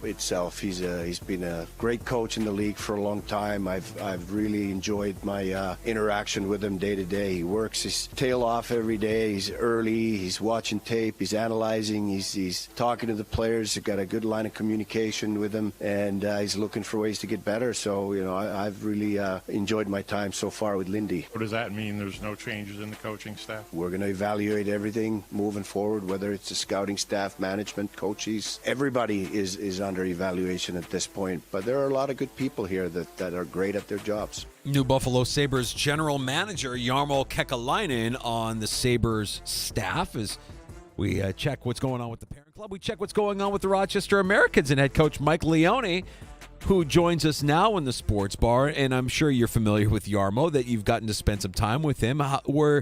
Were you excited, or did you have any anticipation that this was coming, Mike? Or are you solely just so focused right now on your team that you can't worry about what's going on with leadership at the parent club? Yeah, I mean, it's there's a couple of things. You never want to see, someone lose their job. Someone has a family and kids. Like, it's difficult. I've been around Jarmo. He was at our game in Charlotte. He brings a wealth of experience, but I think to your point, I just focus on, the things you can control, and that's our team and how we play and how we have to continue to get better. And really that's my job is, we have a lot of prospects here. I can't worry about, obviously you follow and, you want the team to have success.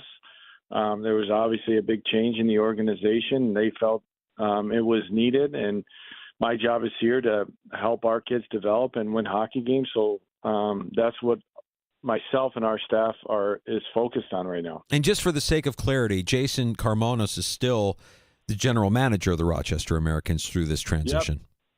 Yep.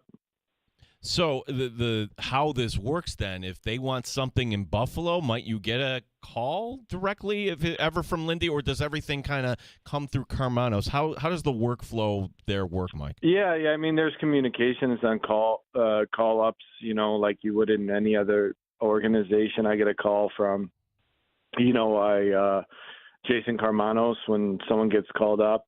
There's been a lot of those calls this year. Yeah. Given the dynamics of the roster. And then, usually I talk to Mark Jakubowski as well to, the plans for the player, when he's going to fly out. We just had one recently with Kuntar, and then obviously Noah was back up. So, that's how the communication works. I don't think anything will change during, that and when players get called up, and that's how it usually runs and operates. Michael Leone, head coach, Rochester Americans, our guest here in the Sports Bar as the Amerks right now in homestand. It's good to have you back home. Let's go back to Saturday night, Coach, because you had mentioned this too. It's not great that you get 1 point. Certainly want 2, but you mentioned it. I don't know if you get the 1 point if it's not for Devin Levi. Give us your thoughts on Devin and where his game is at and what you saw in that game against Lehigh Valley. Yeah, we knew it was going to be a difficult game. We had 8 guys out of the lineup that are huge pieces to the puzzle. So we knew it was going to be a difficult game. I I liked us in the first period. I liked us in the third period. We knew the second, just given the maturity of the group and the lineup that we had, it was going to be really difficult. And Dev got us a point in the second period. And then you get to overtime shootout. It's tough. Well, I would have liked to see us execute at a higher level on the power play. We had a power play in overtime, but it's all about collecting points, and we've had points in 5 straight. We're unbeaten in 5, and we got a chance, another opportunity to win another segment, which is really important for our group. And we just got to keep getting better. I mean, there's areas of our game that I don't think we're. Yes, you could say there's injuries, call-ups, but there's certain areas that you can control that we could be better at, and we just got to finish the last 2 games the right way and find a way to get points. We don't look backwards because that's counterproductive, but we do remember that 2 weeks ago it was a disappointing loss at home against Utica on a Wednesday night, and now your team with the chance to avenge that loss here coming up tomorrow night. Give us a little preview of what we have in store against Utica. Yeah, they're dealing with the same thing with their roster. It's another situation where probably be 2 similar lineups with a lot of people out of the lineup, and it's just we got to – I wouldn't necessarily say, like, I know I was asked about the Wednesday games. It's more second periods of games where we're -9 in goal differential in second periods, and we're a +9 for the season. So when you look at that, if you're -9 in the second period, that means your first and thirds are good, but your seconds are really poor. And a lot of times what happens when you're playing in the second periods is changes, the mismanaging of pucks. You get guys caught out there a long time. We haven't been a great face-off team. So when you go 15% as we were in a game on Wednesday night, you're not going to have the puck a lot. You're going to have a really hard time changing. So there's different areas of the game that probably don't get talked about enough of what leads to second periods, and that's an area we can get better. It's interesting to hear you talk about the second period that way. I talk to runners who always say that the third quarter of any run is the hardest part, or the part where runners, athletes tend to zone out, just lose focus, because the start of the race and the energy of that is behind you and the anticipation of the end is still there. Can you equate the same thing to your guys on the ice? Yeah, no, it's a really good point. Like the second periods, when you think about the group, we have 4 guys that didn't play center for us last year in the playoffs. So that's one.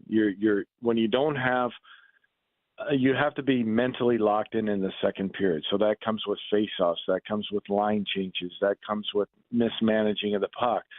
But then when you lose so many faceoffs in the second period, say you get an extended shift in the second period, and then you lose 4 faceoffs in a row, and you don't get the puck back to the red line and get yourself a change, you're going to be out there a long time. You're going to have shifts where the shots on goal are outnumbered. Those are things that are really important in games where you really have to mentally lock it in the second periods. And it's been, I wouldn't say an issue. I knew it was going to be difficult with our immaturity of our group and how young we are, but there's an area where we're 26 games in that it's got to change. You can't be a -8 goal differential team when we're close to +10 in other areas of our game. So the second period is a big talking point with our team. It's a really maturity. If you watch any league of any really good team, they're really good in the second period. Last year, I think we were close to +15, +17 in the second period. And I look at those things, and good for our group last Wednesday being down 3-0 to come back and get a point.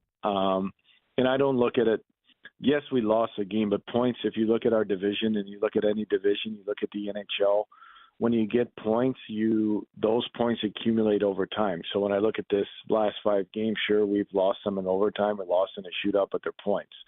And to me, that's really important to collect points, finding ways to get points.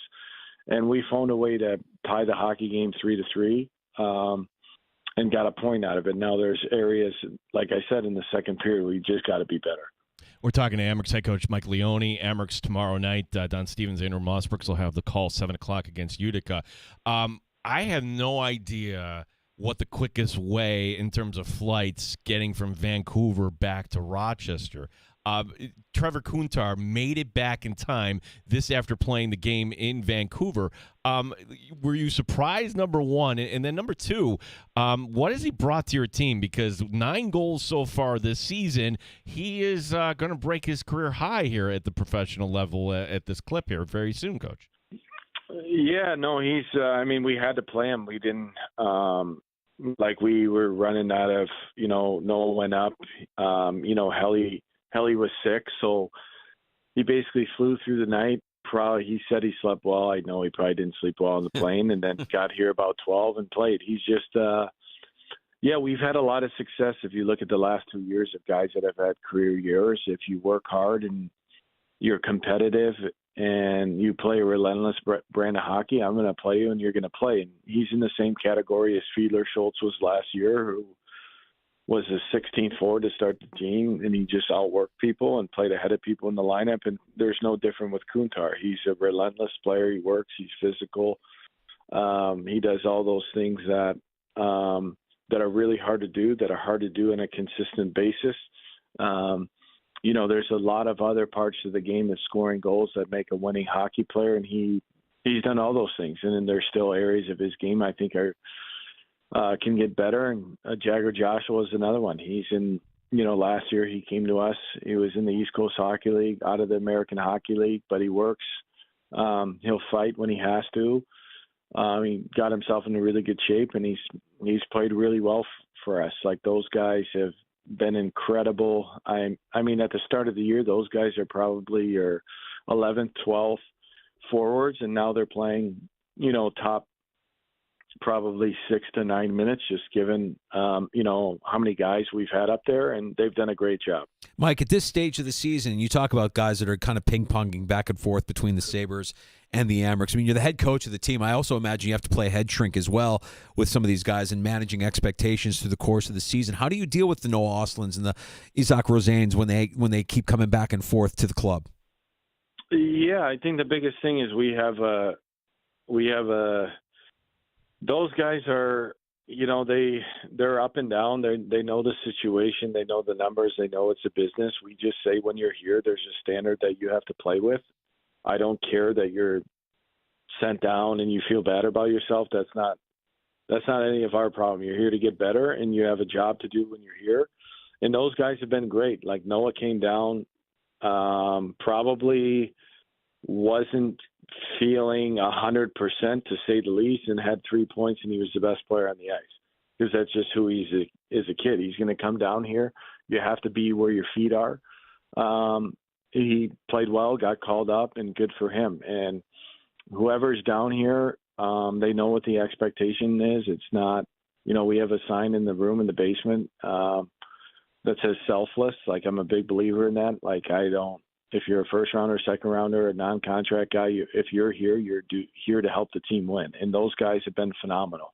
Like, when Rosie's come down, he's played great hockey for us, or any other player that has come down has been awesome. And I think that's more of a, culture thing. It's what's expected. We talk about those things. When you're here, you're an Amherst, and I hope you get called up and you do good there and you take someone's job. But when you're here, it's all about the team. Mike Leone, our guest here. Amerks home Wednesday. You're also home Friday, Coach. And Friday, this is fun. If you got a family, the great cause, the Pirate Toy Fund, the Teddy Bear Toss. What happened last year? Like, there was a few false starts on that, Coach. I'm just hoping, like, first 5 minutes of the game, you score, and we're going to take care of this right away. Yeah, I hope. I'll make sure to tell the guys that there's high pressure. They want the Teddy Bear Toss. But yeah, I hope so. I couldn't remember last year.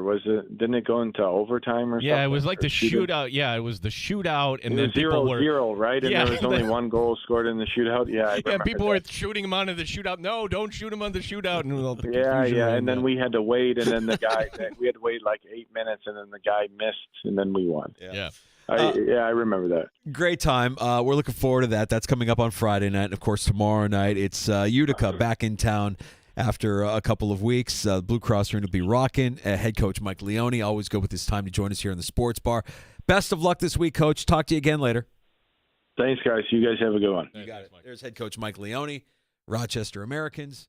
You can hear all of the action here on your home of Amerks hockey, the Fan Rochester. I don't think Mike Leone has anything to worry about because whenever you have a new boss come in, they're looking to make changes and everything else. I thought it was interesting the quote when he's talking about Lindy Ruff, talking about Lindy getting in there early. Like, okay, like he's trying to like tell people, Kekalainen, let's pick it up here in terms of work. Gosh, Leone, my gosh, he lives and breathes this. He's always grinding. Right. I think it's funny how you could view Rochester in a vacuum and say, before Leone, it was Seth Appert. He was very, very popular here within the organization, very popular within our community, very popular for what he did for the Rochester Americans. Goes up to Buffalo, not as popular, a little bit tough. And, he'd probably wear this. He got put in charge of the power play, and it's not performing. So the criticism is deserved. And you could say, well, he could be the next guy up, or he could be somebody that if something were to happen to Lindy would get that call, or maybe he's in line. I would say not so fast.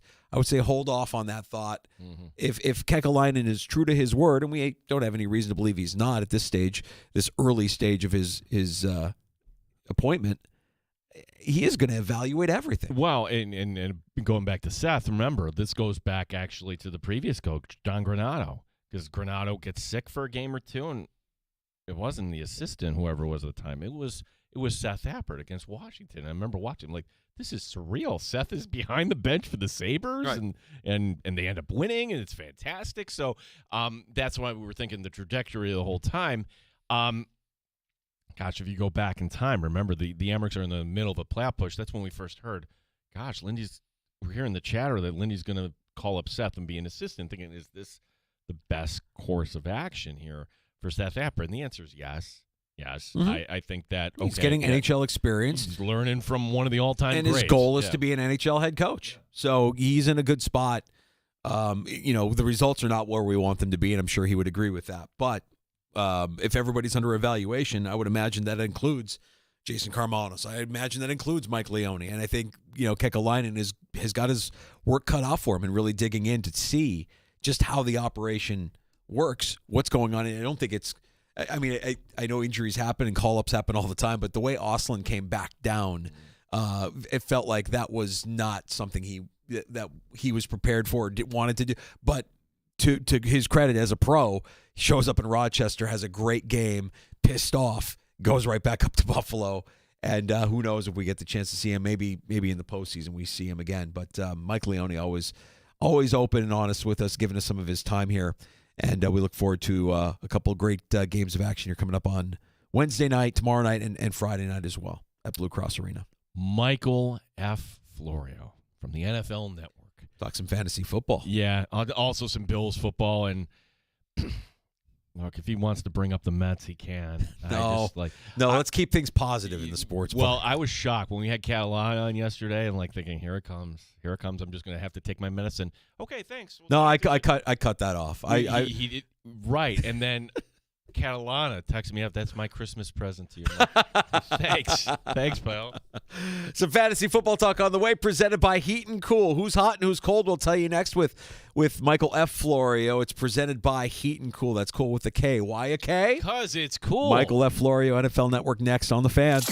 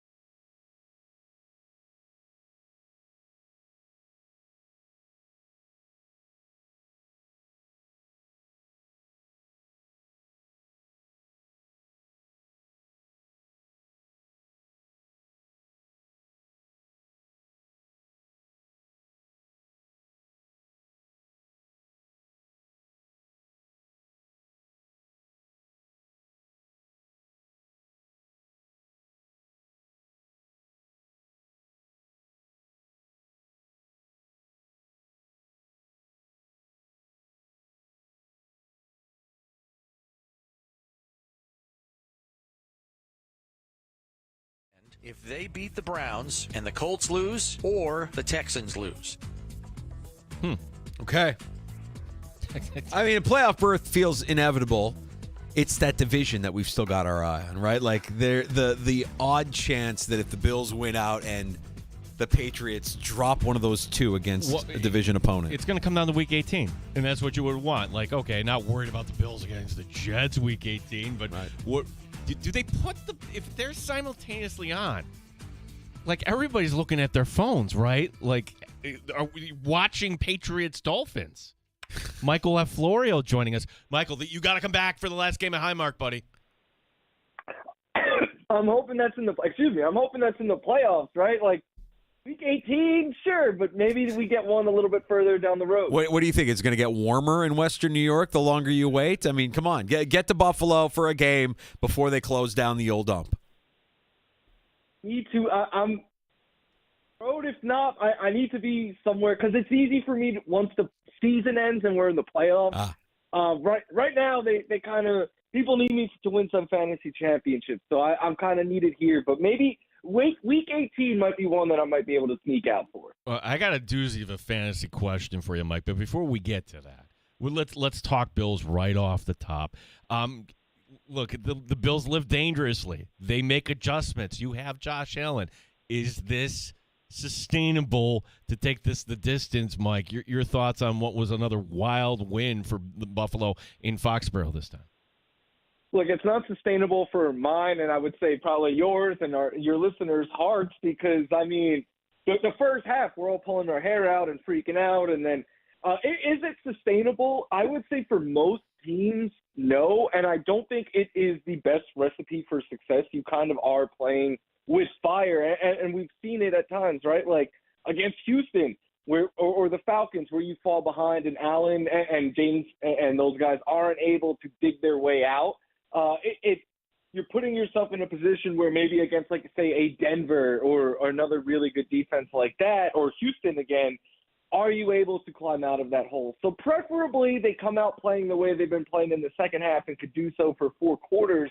But when you have Josh Allen, look, you could get an explosive play on the ground or through the air every single snap. So they're never out of a game. And I will give a lot of credit to McDermott and Babbage and the defense there. They have been making great in-game adjustments. The second-half defense for weeks now always looks completely different than the first half. Hopefully they can figure that out going into the playoffs to get it for more 4 quarters because that's obviously a much easier road to success. But if you have Josh and James healthy and this whole line and doing what they're doing, they're never out of a game, and we have seen that. Michael F. Florio, NFL Network, talking some fantasy football here in the Sports Bar. Danger and Battaglia on the Fan. Fantasy playoffs continue. We head into Week 16, Mike, and I know you've got your waiver wire priorities listed on your X account right now. And if we can start at quarterback, a guy that I know personally helped me in a Superflex league through a good stretch of the season, and I actually think a guy that could be this team's Week 1 starter next season, Jacoby Brissett on the top of your list.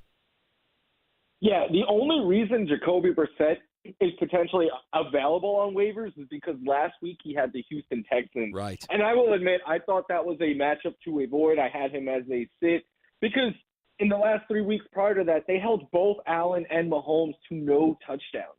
And what does Jacoby do? He goes out. He is the first QB1 finish against them, the most fantasy points that quarterback has had all year against them, and the first quarterback to throw 3 touchdowns against them.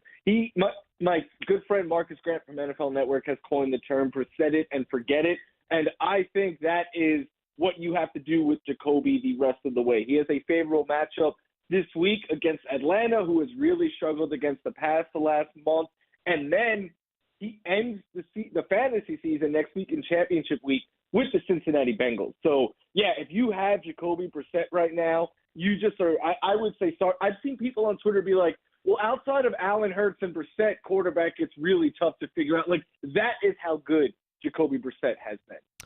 So, Mike, I was pleased to read your rankings because it verified what I was thinking because I have Travis Kelce, and I'm not sure what to make of the Chiefs' offense. Is there a better option on tight end? I look at my waiver wire. Ooh, there's Waller, Claim. Okay, that was earlier today. And then you had Mike McDaniel, head coach of the Dolphins, saying that everything is under evaluation, including the quarterback. The Dolphins eliminated, and now maybe it's not Tua. Maybe they're going to Zach Wilson. Does that alter your thinking in any way? Part one of this question, the Dolphin offense, and then part two, it is Cincinnati, and they do yield a lot of points to tight ends. But on the other side of the ball, your level of concern there for Joe Burrow and that offense to put up a big old 0 against the Ravens last week. Yeah, first with Waller, I do think he is in play regardless of who the quarterback is. I would rather it be Tua Tagovailoa just for continuity's sake and less of a headache. But, I mean, anyone who has watched the Dolphins these last 4 or 5 weeks knows that the quarterback play is leaving so much to be desired right now. And I know Zach Wilson was that way as well, but I don't know if it could get a whole lot worse than it is. What I do know is that Darren Waller and Nation will remain the clear-cut top option in the red and end zone. He is by far their biggest target. He is their best option there. That is something that they struggled with even last year when Tyreek Hill was healthy. Him and Waddle just aren't the best red zone guys, so enter Darren Waller. And now, like you said, he's getting the Bengals. Not only have they allowed the most catches, yards, touchdowns, and fantasy points to tight ends, none of them are close. They've allowed 6 more touchdowns to tight ends than any other team. Wow. So given that Waller is their red zone guy, I think you roll the dice there on the matchup either way. I'm playing him in a number of leagues myself this week. And then as for the Bengals, I'm a little worried, but I'm not panicking. Like, I understand if you have Joe Burrow, you might not have made it this far in the season, but if you did, it would depend on your options, but I'm likely still starting him. I have Chase Brown in a playoff league, Jamar Chase, obviously. I still have him, though, in a playoff league. Like, I'm starting those guys. You're starting T. Higgins if he is back. It's one of those things, like, Lamar 3 weeks ago had his career worst game EPA-wise against the Bengals, and then Joe Burrow had his 5th worst game ever EPA-wise against the Ravens. Those teams know each other really well. It was a 3-week span. I don't know what the comments that he made before, I think, is making that a little bit worse. But from a fantasy standpoint, you'd have to have a pretty good option to get away from Joe Burrow. And Michael F. Florio, our guest here, talking some fantasy football. The playoffs are underway in your fantasy football leagues. And you point out, Mike, that this is an opportunity for you to block an opponent from using a player that might be out there, an opportunity for you to go to the waiver wire and get a handcuff, try to get in front of some potential injuries. And there's a name that I see on your list of waiver wire running backs to target this week. It felt like it was going to be the season of Bill. And maybe, just maybe, Bill can redeem himself here with nothing for his team to play for, with a backup quarterback. What's your projection for Ja'Cory, Krosky, Merritt, Bill going into Week 16?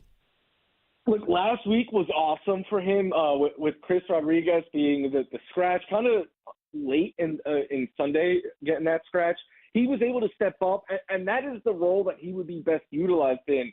The reason I'm not super bullish on him, though, well, there's twofold. One, if Rodriguez is back, you have to worry about him eating into it. The other part is last week they had the Giants, which is, if not the best matchup a running back could have, it's top 3. And it was a game where the Commanders were leading throughout. This week they get the Eagles, who are a little bit more lenient against the run than they were early in the year, but still probably not a game that they're playing from ahead. So if they're in catch-up mode, you have to worry about him getting game scripted out for someone like Jeremy McNichols. But on the topic of blocking people, like in my home league, my league of record, whatever you want to call it, the league I've been in since high school, I'm in the semifinals, and of all of us managers, everyone else has $3 fab dollars or less, and I have 37. So every player that I think one of my opponents might want, I'm like, all right, $4 bid, $4 bid, $4 bid, because they're all on my – like, I don't even need to wake up and check waivers tomorrow. They're already on my team because none of the other managers can buy them. Yeah, that's what I think all leagues should do. Go to the FOB and the free agent budget there, and you certainly different layer of strategy for sure. Fantastic. All those years that I and everybody else drafted Kyle Pitts, we haven't spoken since what happened Thursday. I took that personally, even though he's not on my team. What would you suggest to all Kyle Pitts owners? That's the conundrum this week. It's still the same quarterback, and can we expect at least half of what he did against Tampa on last Thursday night? Yeah, you're not going to get 44 points again, or 42. That was the best performance by a tight end all season long, and it was career highs across the board. But I have him as a start this week, and I have him in a couple of spots. I'm starting him like over Tyler Warren, for example, because it wasn't just a 1 week thing. Kyle Pitts has now scored 15 or more PPR points in 3 straight games, all with Kirk Cousins. He has been the top target for Kirk Cousins in all of his starts. Now, they did say they are hopeful that Drake London could come back, obviously expect him to eat into the workload. But even when London was there, Pitts was a top 2 target for the Falcons all year. Darnell Mooney just hasn't been himself this year.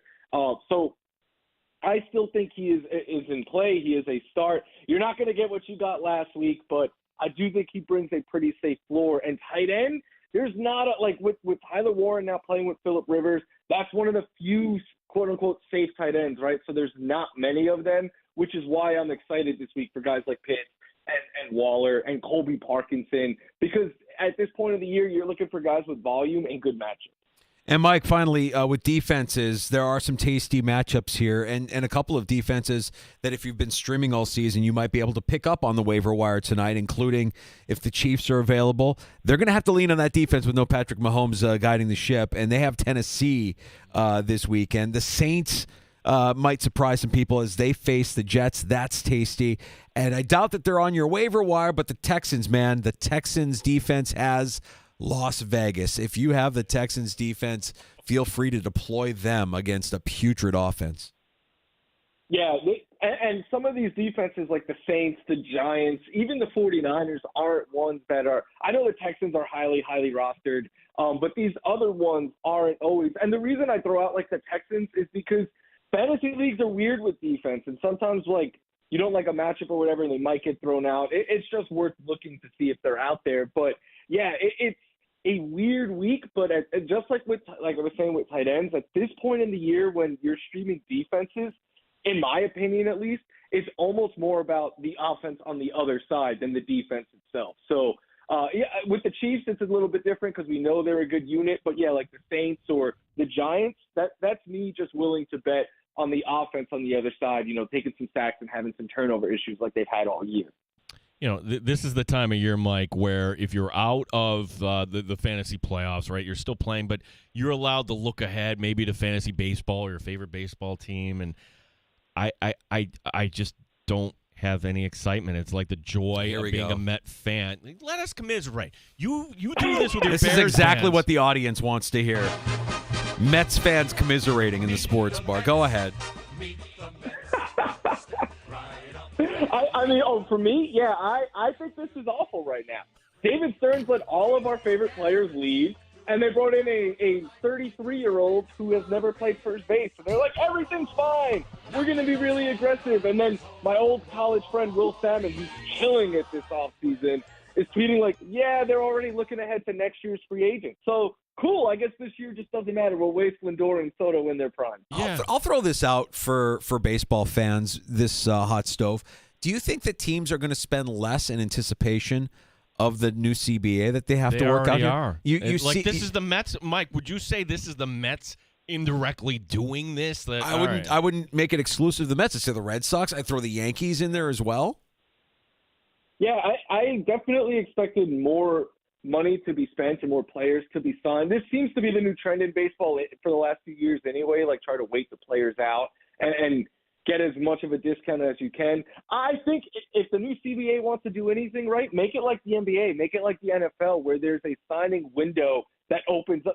The NFL, we get a free agent frenzy for a week or two, and then it's like, all right, cool, we know who's on which team now. Baseball, we could be a week out and it's time to like free agency started. That is a problem with the sport, in my opinion.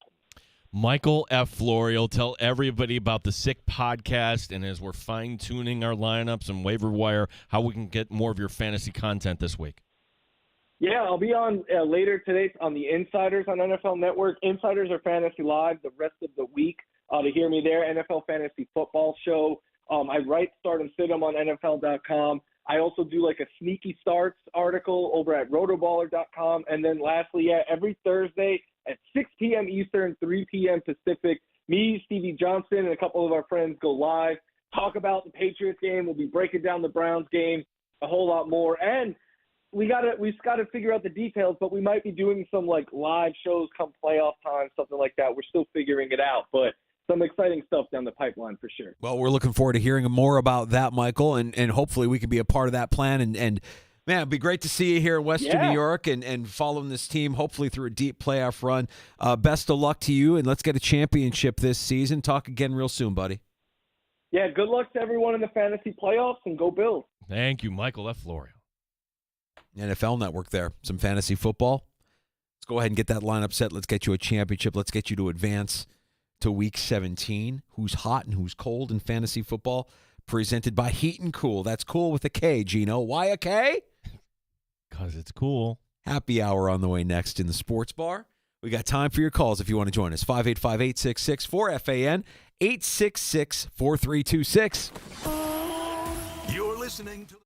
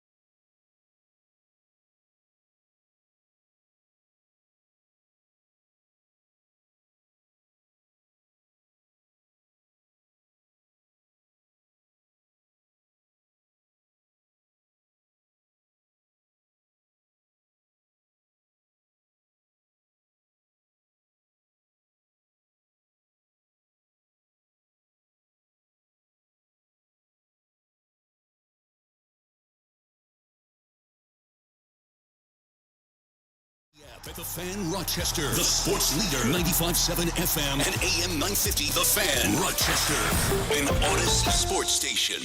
The Fan Rochester Sports Update. A new GM in Buffalo for the Sabres, Jarmo Kekalainen, introduced today. The Sabres back home Thursday night against Philadelphia. The Amherst are back home tomorrow night against Utica. The Sabres just now sending back Isak Rosén. He's expected to be in the lineup tomorrow night for Rochester.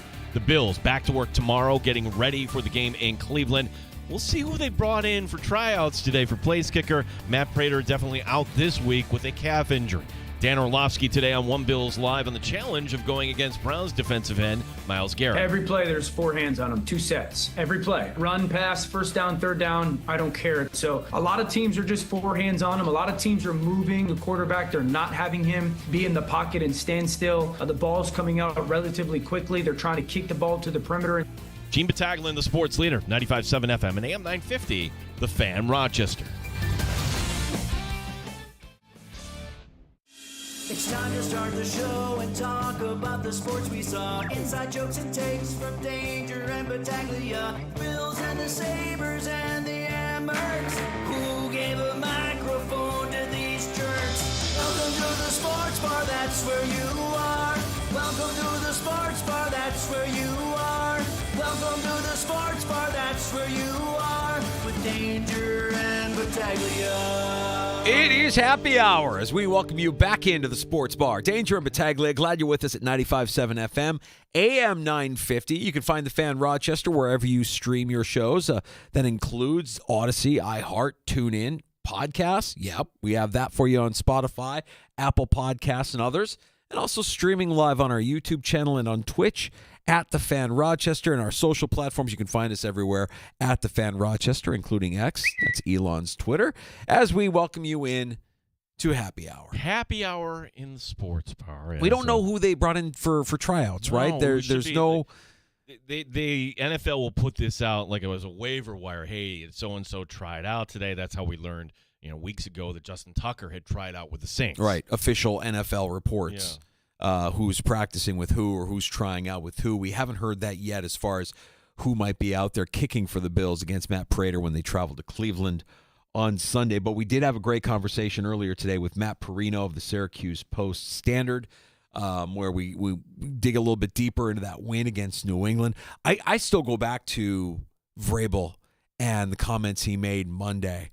And I don't know how that plays in the locker room. I'm sure there are guys in the locker room that are bitching that they didn't get a holding call or whatever it might be, right? But for the head coach, the day after your team gave up a 21-point lead, to be talking about officiating, you know what I'm going to say? Massive loser energy. Well, especially when you're misrepresenting the facts, where he said, they didn't have one holding call against him. Like, oh. So that Josh Allen touchdown run where Osiris Torrance was holding that got flagged. Right. So I wonder if that's one he would want to take back, conversation he'd like to take back. Like, that shouldn't be the thing that you're talking about after you give up a 21-point lead. He's bringing up, and look, I thought it was a fantastic catch by Shakir, that PI call that went against his team.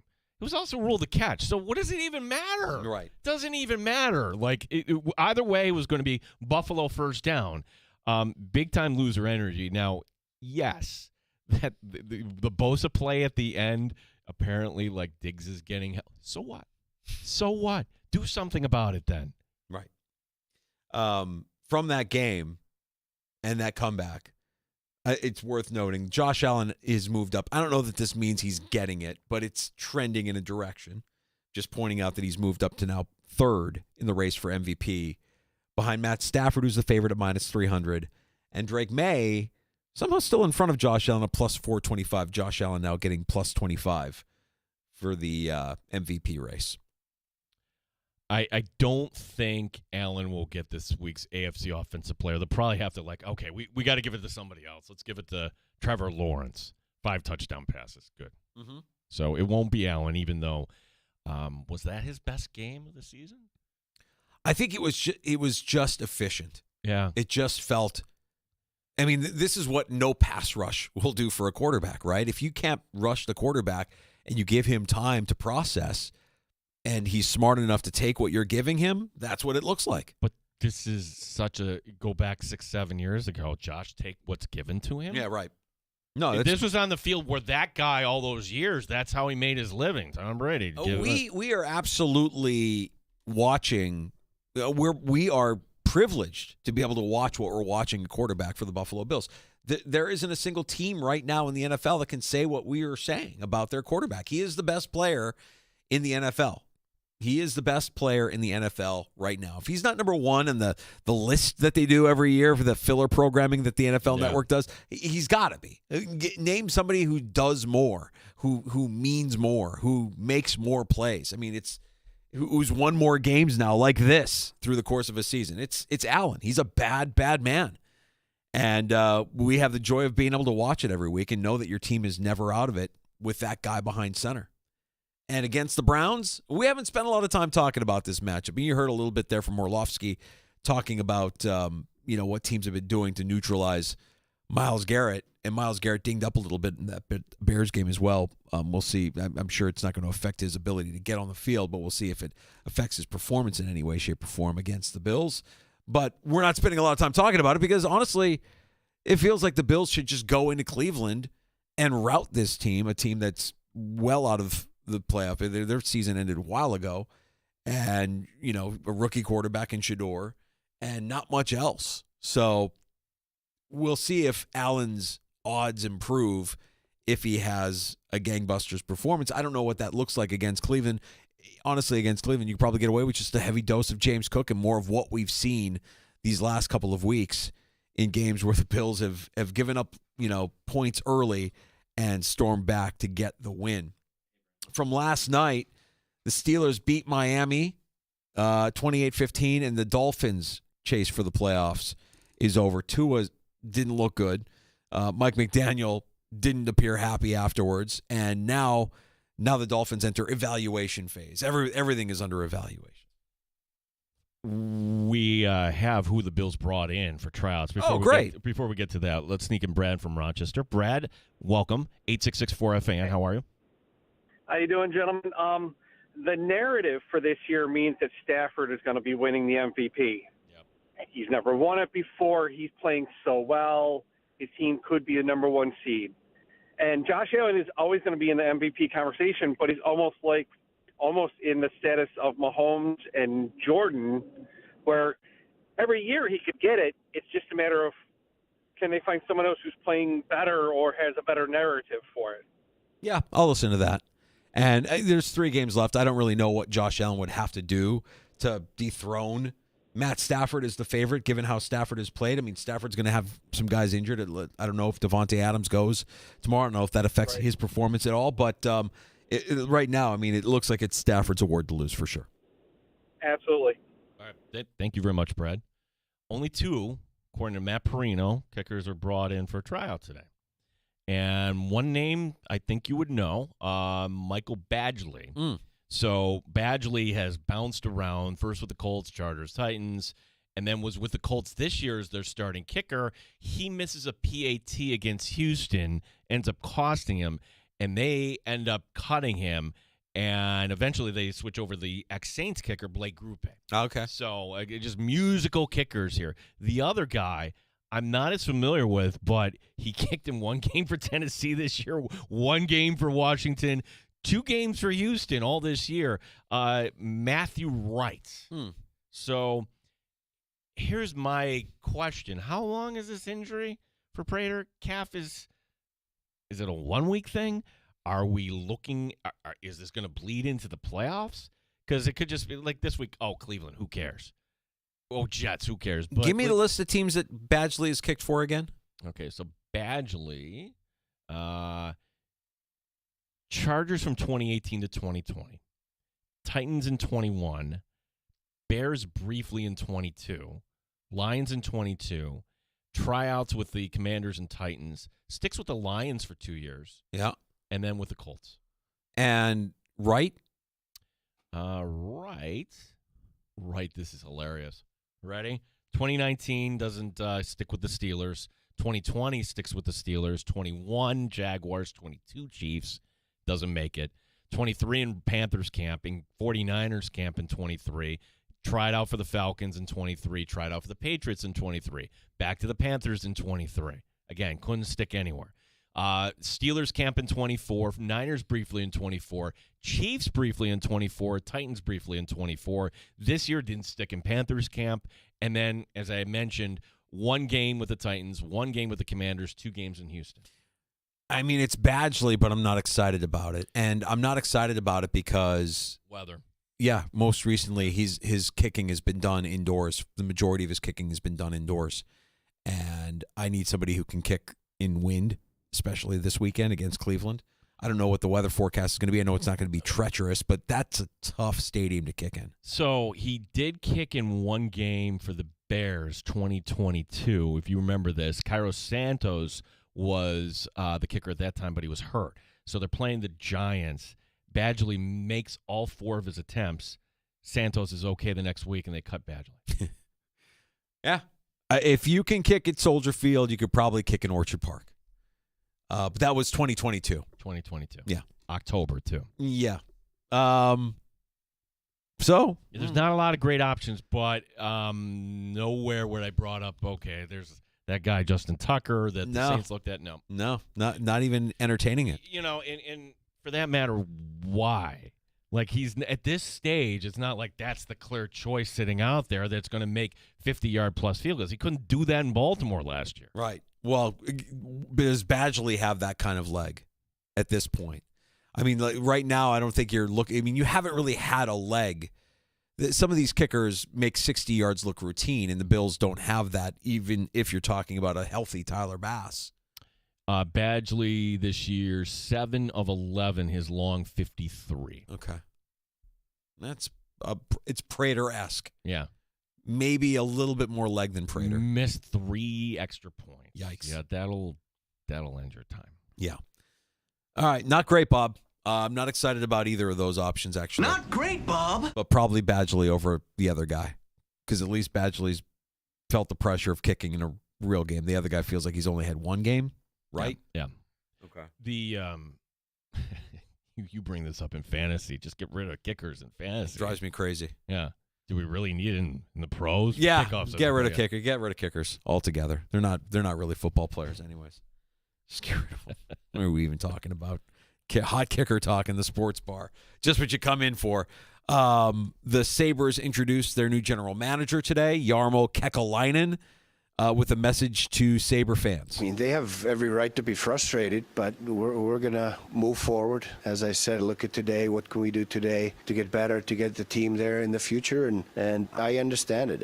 You got to make the playoffs to get the chance to compete for the Stanley Cup, and that speaks for the passion of the fans in Buffalo, and we all appreciate it. So we're going to work our tails off to get the team to a level where we're going to have that. We've earned the spot in the playoffs and have that ability to compete for the ultimate price. That's Sabres GM Gino Kekalainen. No, his name's Jarmo Kekalainen. But there's a resemblance there, Gino. I hope you can appreciate where I'm going with this. Well, just because he's angry and bald. He's got gene qualities, like where I see you in your social profile where you're firing up a locker room full of peewees. Yeah, I see Jarmo doing the same thing with the Buffalo Sabres, going into the locker room and firing up a locker room full of peewees. There was one little nugget, and I'm like, oh, that's interesting. That the Amerks a couple weekends ago were in Charlotte, and Kekalainen was in Charlotte. Mm-hmm. Okay.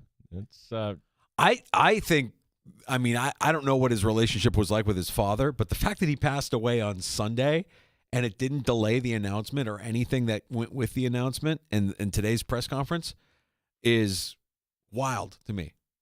But I don't know what that relationship is. Right. It's hard to comment. He was there. I think he was there on Sunday for his father's passing and then back at it, yesterday, obviously. So, how long did you take off when your dad passed? I think I had a week. Yeah. But there was a lot of travel with that. There was, traveling back to Minnesota, and there was the arrangements and everything else.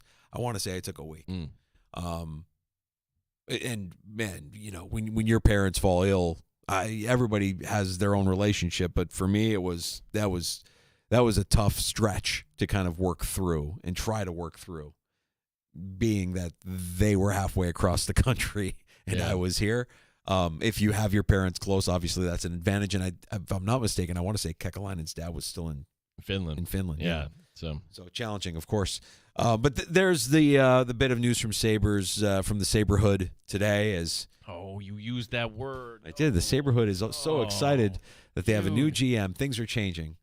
It's a brand new day in the Saberhood. What font did you put that in, Saberhood? That's in Comic Sans. That's in Comic Sans. Come to our press conference. We're going to serve punch and pie. Yeah.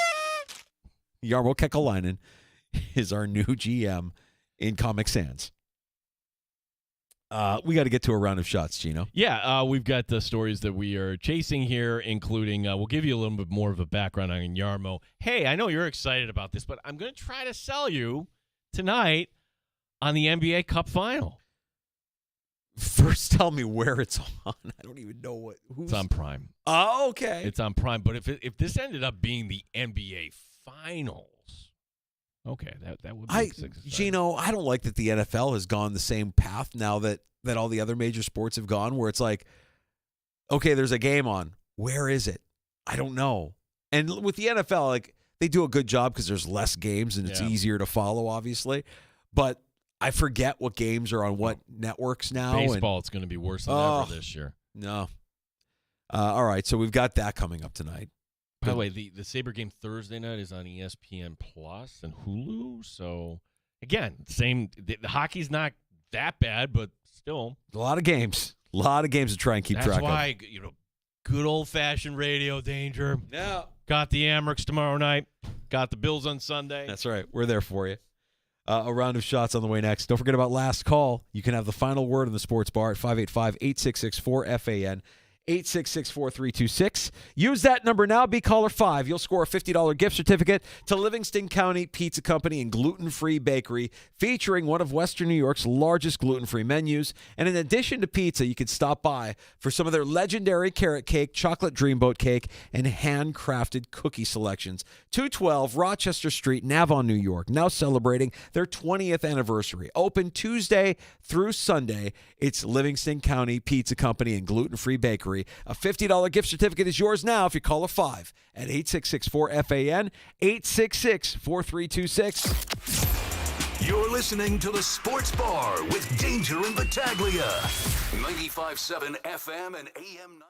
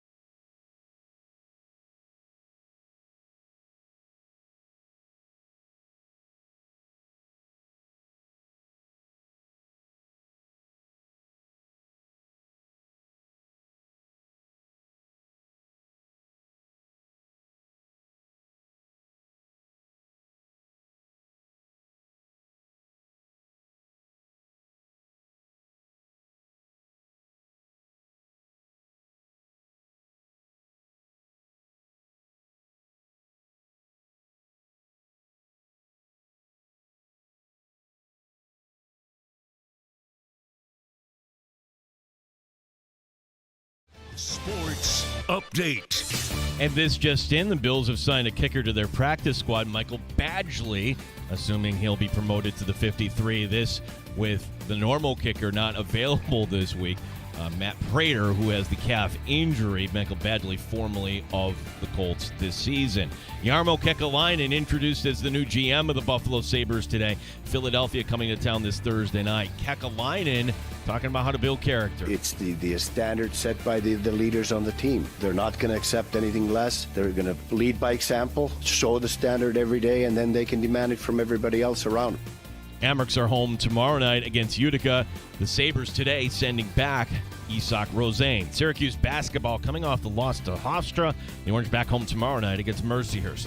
G. Battaglia, the sports leader, 95.7 FM and AM 950, The Fan, Rochester. Listen to 95.7 The Fan Rochester on the Odyssey, iHeartRadio, or TuneIn apps, and take the sports leader with you everywhere you go. Back in the sports bar, it's Danger and Battaglia. Thanks for listening on The Fan Rochester. Let's get to a round of shots, Gino. Yeah, let's start off with your new kicker of the Buffalo Bills, Michael Badgley, and you were asking the question, all right, does he have cold weather experience? Where has he kicked? Well, he was the one game in Chicago, right, and that was it, but he's a native of New Jersey. So, New Jersey native, played his college ball in Miami, so look, at least he won't be shocked by this weather coming up in Cleveland. 76 career games in the NFL, including the playoffs, 83.5% on field goal attempts. He's a kicker, Danger. That's it. And when Matt Prater is healthy, then you thank Michael Badgley for the tie over. But again, maybe we'll get some context here. If we hear Prater's week to week, then maybe you're dealing with Badgley here. Man, I hope that it doesn't come down to the leg of Michael Badgley on Sunday. That would be the worst case scenario. Suck. That would be the worst case scenario. Hopefully, all of this is much ado about nothing, and Badgley is just being called on to hit his extra points, and it doesn't affect the outcome of the game in any way, shape, or form. We've seen Prater a handful of games, both positive and negatively impact outcomes for the Buffalo Bills. Yeah, and Prater, it was a factor, missing that first extra point on the Thursday night in Houston that led to a loss. That's what got Badgley cut also for missing an extra point against Houston this season. So he was let go by the Colts at that point. More on new Sabre GM Jarmo Kekalainen, introduced today. He's 59 years old, from Finland, played briefly in the NHL with the Bruins and Sens. The AHL teams he's played for, this makes me feel old, the now-defunct Maine Mariners and the PEI Senators. Oh, no, Prince Edward Island? Yes. Nice. As Mark Cronin used to voice the commercials, the PEE Senators. Oh, no. Nobody checked them on that. Kekalainen. Buddy boy, let me tell you about the PEE Senators. Oh, buddy boy, those Sens, they are big. I haven't seen Crohn's in a while. I saw Crohn's a couple of years ago walk into a Red Wings game. And I knew it was Crohn's the moment he was in front of me, and he had that swagger about him. He has a stride, and I'm like, buddy boy, and there's Crohn's. If you know Crohn's, if you've listened to Rochester radio through the years, you know Mark Cronin, you know Crohn'sy boy. And he just gives love. The disco show, gives love. The guy is the best. Also, like a huge Amerks fan, massive hockey guy. Massive hockey guy. He called me when I first moved to Rochester. Oh, Northern Minnesota, eh? Michel Desjardins. He called me Michel Desjardins. He gave me a French Canadian name the first time he met me. He's the best. Cronesy boy. Hey, Michel Desjardins. Walking around talking like he's French Canadian, and he's been in Rochester his whole life. He's the best. The PEE Senators. The PEE Senators. Perfect. Kekalainen, he's a Clarkson grad. Good for him. First front office job was in Ottawa. He became an assistant GM in St. Louis. 2013, hired as the GM in Columbus. He was there for 11 years. All right, so he's going to be here 11 years plus if he can lead Buffalo to the playoffs. By the way, the highlight of his... he won't be here 11 years. He'll be 80 years old then. No. 70 years old. Sorry. Yeah. Math was never my thing. I told you, Northern Minnesota, played hockey. Math wasn't my strong suit. Playoff win for Columbus in 2019. He also orchestrated the trade that brought Goudreau. Yes. Right? I mean, like, if you're excited about anything with this guy, it's that, there might be some action. I don't think free agency is the way that this team is going to build. I don't think it's a way that many NHL teams can build. And plus, in free agency with the Buffalo Sabres, you're not a destination. Kevin Adams was right about that. He didn't need to say it because it hurts when you hear him say it, but we're not a destination. Yeah, but you don't need to dump on your fan Correct. base and feel like I heard Oklubja say that today, and that's his opinion. And no, my opinion is you don't. Those are the quiet things you don't say. The thing with Kekalainen and the whole thing, the hope is at least he knows how to talk to fans, because Adams had no idea. Saying what he said during the 5.5 years, during the time that he was here, he didn't know how to communicate to fans. Hopefully Yermo has that in his tool belt. And then I would also say, like, what he does during the season, in my opinion, is probably more important than what he does during the offseason. In the NHL, I think free agency is fool's gold. And I really believe that when you see a team like Minnesota do what they just did, that's the kind of move that is going to impact that franchise for years to come. And whether or not they sign Hughes to a long-term deal, it's going to impact that franchise for years to come. But they're going for it. They're doing something, and they're going for it. Yeah, I don't think we're at that point, and I would expect maybe you're taking a half step back, and I know people don't want to hear that. What's encouraging about this is it's actually a GM with experience. It's mind-boggling to think that Terry Pegula went the first time route again and again and again and again, and now we have our first GM hired by Pegula that actually was somewhere else. The San Antonio Spurs, Danger, might be really, really good. They get overlooked because of OKC, right? San Antonio 18-7 on the season. The key stat here is they went 9-3 without Victor Wembanyama in the lineup.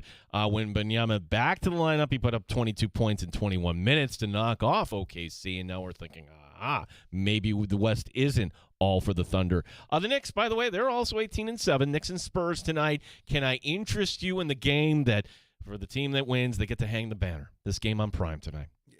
I love that it's a championship game on a Tuesday night. Come on. On Prime. On Prime. If it was, I mean, that should tell you how unserious this is. And I don't fault the NBA for trying something different and doing something new and trying to drum up interest at a time of the season where there's not a lot of it because football is still happening. But Jesus, put it on a weekend. I mean, I know the semifinals were last week, but put it, on a. I mean, maybe it's just waving the white flag and saying there's nothing we can do. We're not going to compete with the NFL on a Saturday or Sunday night in the month of December. But if on a Tuesday night for the championship to happen is like, I can't really take you seriously. Yeah, it's just they're taking the money out of Dubai and just, sure. Yeah. This should be no surprise if you've been following along. Arch Manning is not going to be in the draft. He's going back to Texas. Yep. That's what his grandfather said back in the summer. That's what his dad Cooper said just last week, and now it's official.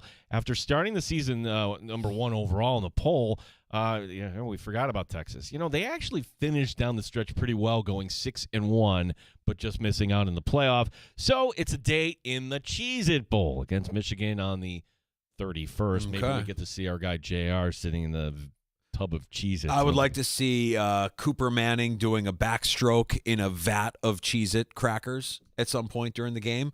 That would be, I think, more important. In all seriousness, how do we apply to be the Cheez-It reporter? And if basically I could never get that job. They've heard what I've said about their snack. No, I would just be gluttonous. I would be sitting you sit in a kiddie pool of Cheez-Its. It's not even a kiddie pool. It's like the big Salvation Army kettle that they have at Cowboys at AT&T Stadium filled with Cheez-Its. You're up to your neck in Cheez-Its from what we saw last. And honestly, I would throw up. I would throw up like Josh Allen on live TV. That's disgusting. If you're sitting in a pool of Cheez-Its, that Cheez-It got to get in some places you don't want. I'm throwing up. I'm fairly certain that on an episode of Chopped, Cheez-Its were mentioned as the mystery ingredient, and the contestants just threw up and left the set. Cheez-Its are terrible. Not a great snack. Well, there's my endorsement. Put me on. Let's go.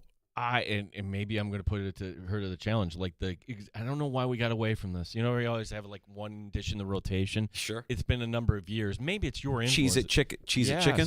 Yes. You mash up the Cheez-Its and you bread it with the Cheez-Its. Delicious. Never done it. Won't do it. Oh, then don't knock it. I'm gonna knock it because Cheez-Its are terrible. Why would you put that on your chicken? Why would you ruin a perfectly good chicken breast by putting Cheez-It dust all over it? Disgusting. Delish. Terrible. I will say one time, this was during the pandemic, so I might not have been of right mind. I had some wine and Cheez-Its, and I thought, oh, that's an interesting pairing. Cheez-Its with Pinot Noir. What a glamorous combination I've concocted here during the pandemic. Never again. Well, yeah, I don't think that's not a good pairing? No. No? That wouldn't go that The sommelier does not approve. The box wine sommelier of the sports bar, Gene Battaglia. As you're saying that, it's our tradition, the last show before the holidays, we crack open the box wine or whatever, and do we want to do that on a Victory Monday? I'm thinking I might not do that this year. Wow. Does that make me a Grinch here? I mean, also very presumptive. I mean, I all think we all believe that they're going to smash the Browns, and there's no chance that they're losing that game. No, you can play the victory music right now. You can play Bruno. We can play Bruno Martino on a Tuesday. Victory Tuesday. Every day is Victory Monday in the sports bar. This is guaranteed W, folks. Well, if every day is Victory Monday from here on out, I say we crack open the box wine every day before we get to the holiday break, Gino. That's where I'm at. When it snows in Buffalo, the team that makes every attempt to clear the snow by their fans, that's what we do here, right? By all accounts, the Bengals didn't even try for their game against the Ravens, forcing their fans to sit in snow and ice. There is an NFL rule that states it's about it. The league says, well, they did their part. The field, the sidelines, the aisles, and the walkways were all prioritized. The fans didn't get to sit in their seats because they were covered in snow. But you could slip and fall. Okay. If you slip and fall, then you can sue the Cincinnati Bengals. It's me, Joe Burrow, and I'm not having fun anymore. So I would like to sue Mike Brown. I'm going to sue my head coach, Zach Taylor. I'm going to sue Bill Belichick. I'm suing everybody. And I slipped and I fell down the stairs at the stadium, and I fell and I broke my ass pipe. And I broke my glasses, and I'm not having fun. And your toe still hurts, doesn't it? My toe doesn't feel good. No, thanks for asking, Gino. I've been wearing a steel plate in my shoe, and I can't walk around, damn it. It's me, Joe Burrow. Hey, this sounds like a punchline, but it's 100% true. By coming back and being active for just one game, Colts quarterback Phillip Rivers just got 5 more years of NFL-provided health insurance. Absolutely. For his wife and their 10 children. That's right. Tack on another 5. That is the selling point of all selling points. Hey, Phil, I know you've been just kind of sitting around and coaching high school football, but why don't you come back to the NFL? You know, can we twist your arm to come back? We really would love for you to end the season as our quarterback. And if you're Phillip Rivers, hey, listen, if his wife is anything like mine, what's that? Insurance for the entire family? NFL insurance for the entire family? Go. See ya. Bye. I got it. Don't worry. Yeah, I'll take care of our 18 kids. You just go get that insurance. Go get that health insurance. Now, listening to Maggie and Perloff this morning, they were having a spirited debate because Maggie's like, no, this is going to look different this week, where it was a nice, cute story, and the Colts, it came down to a field goal at the end, and, you know, what a gritty Monday night, Rivers officially starting for the Colts. You're getting the Niners now. Mm-hmm. The Niners, who play a different brand of football. And, oh, by the way, now, in case you forgot, here's the film on the quarterback you're going to be facing. I think this is going to go exactly the way the Jeff Saturday story went, except they won their first game with Jeff Saturday. They almost won their first game with Phillip Rivers. Same thing. You felt same good trajectory. About it. And it's going to be horrible. Like, you're going to see him on primetime, and he's going to get his face kicked in by the 49ers, who I am even shocked that they're doing as well as they're doing. They were my preseason Super Bowl pick out of the NFC. When the injuries started happening, I started to worry about the 49ers, but the way they're playing, I don't want to play the 49ers. The Bears got to play the 49ers next week. All my 49er friends, I've already told them, if I'm heckling you, I'm being polite about it. Like, wow, I find Brock Purdy to be sensible in the pocket. I really think that I think George Kittle is the kind of tight end I would like to have on my team. I'm not saying anything bad about the 49ers because they're good. They're good, and Rivers is toast. But hey, you got that health insurance for the entire family for another 5 years. You can wait out for the Hall of Fame for another 5 years if you're getting that NFL health insurance. I think he'll be okay. Wow. Yeah, that's the ultimate selling point. Not really you don't really have to sell that. It sells itself. Phil, do you want to come? Yes. Yes, get me out of the house and get me that health insurance. Let's get the last call next. 866-4326 if you want to pull up a stool and have the final word in the sports bar. 585-866-4FAN.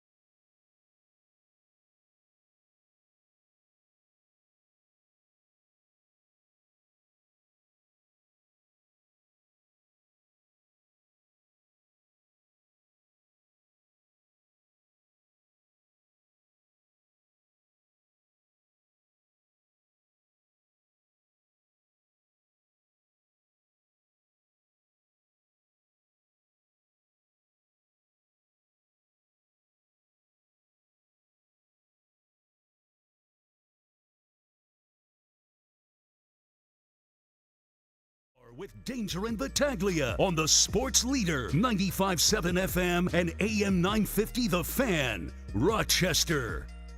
Yeah, excited for tomorrow.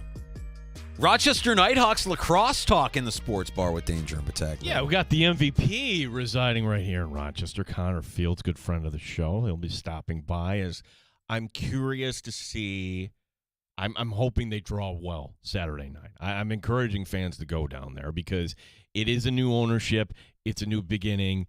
And his team is actually really good to the point where experts are saying they could win the whole thing this year. Mm-hmm. Yeah, they added this guy, Zed Williams. You have your goaltender back. It could just be as simple as that. And you already had the MVP, as we mentioned. So I love that we got to see some Nighthawks lacrosse featured earlier this week on SportsCenter Top 10 yesterday from the weekend against San Diego. An unbelievable save that got some love on SportsCenter. That was cool.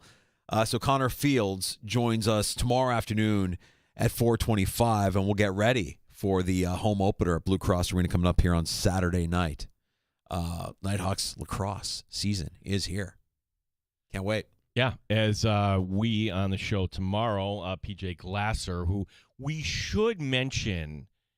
You're going to hear changes, and this has been in the trades, like that. Some of the shows. No, if you listen to the Fan, you've been hearing it. I mean, it's a farewell tour, right? Yeah, like Ryder's show is going away, Bar Wingler's show is going away. It will be a very different network when we come back after the holidays. Sports Bar's not going away. No, we got the sports bar remains open. I mean, we'll take our little holiday break, clean up around here a little bit. It's been long 2025. But not before we get to Take of the Year. That's coming up on Thursday. Tomorrow, fun show. As we talk to Connor Fields, as we talk to PJ Glasser, as we do every Wednesday here in the Sports Bar. And if you missed any of the show today, you can go back in the Odyssey app and listen with Rewind. You can check out the stream on our YouTube channel, The Fan Rochester. Like and subscribe while you're there. We appreciate that as well. And JR Sport Brief is on the way next. Have a great night. We'll talk to you tomorrow starting at 3 on The Fan Rochester.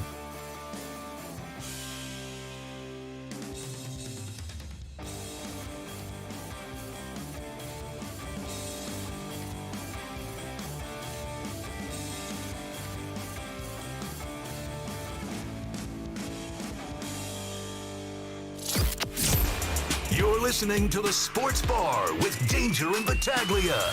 95.7 FM and AM 950. The Fan Rochester. Odyssey has sports for every fan. Keep up with your favorite teams from across the country and get the inside scoop from experts. AUDACY. Odyssey. You've waited all year, and now the best deals are here during the Vision Chrysler Dodge Jeep Ram year-end sales event. Right now, you'll find blowout savings on over 50 in-stock new vehicles with an additional $2,000 Vision bonus cash during the Wrap Up the Year sales event. That's on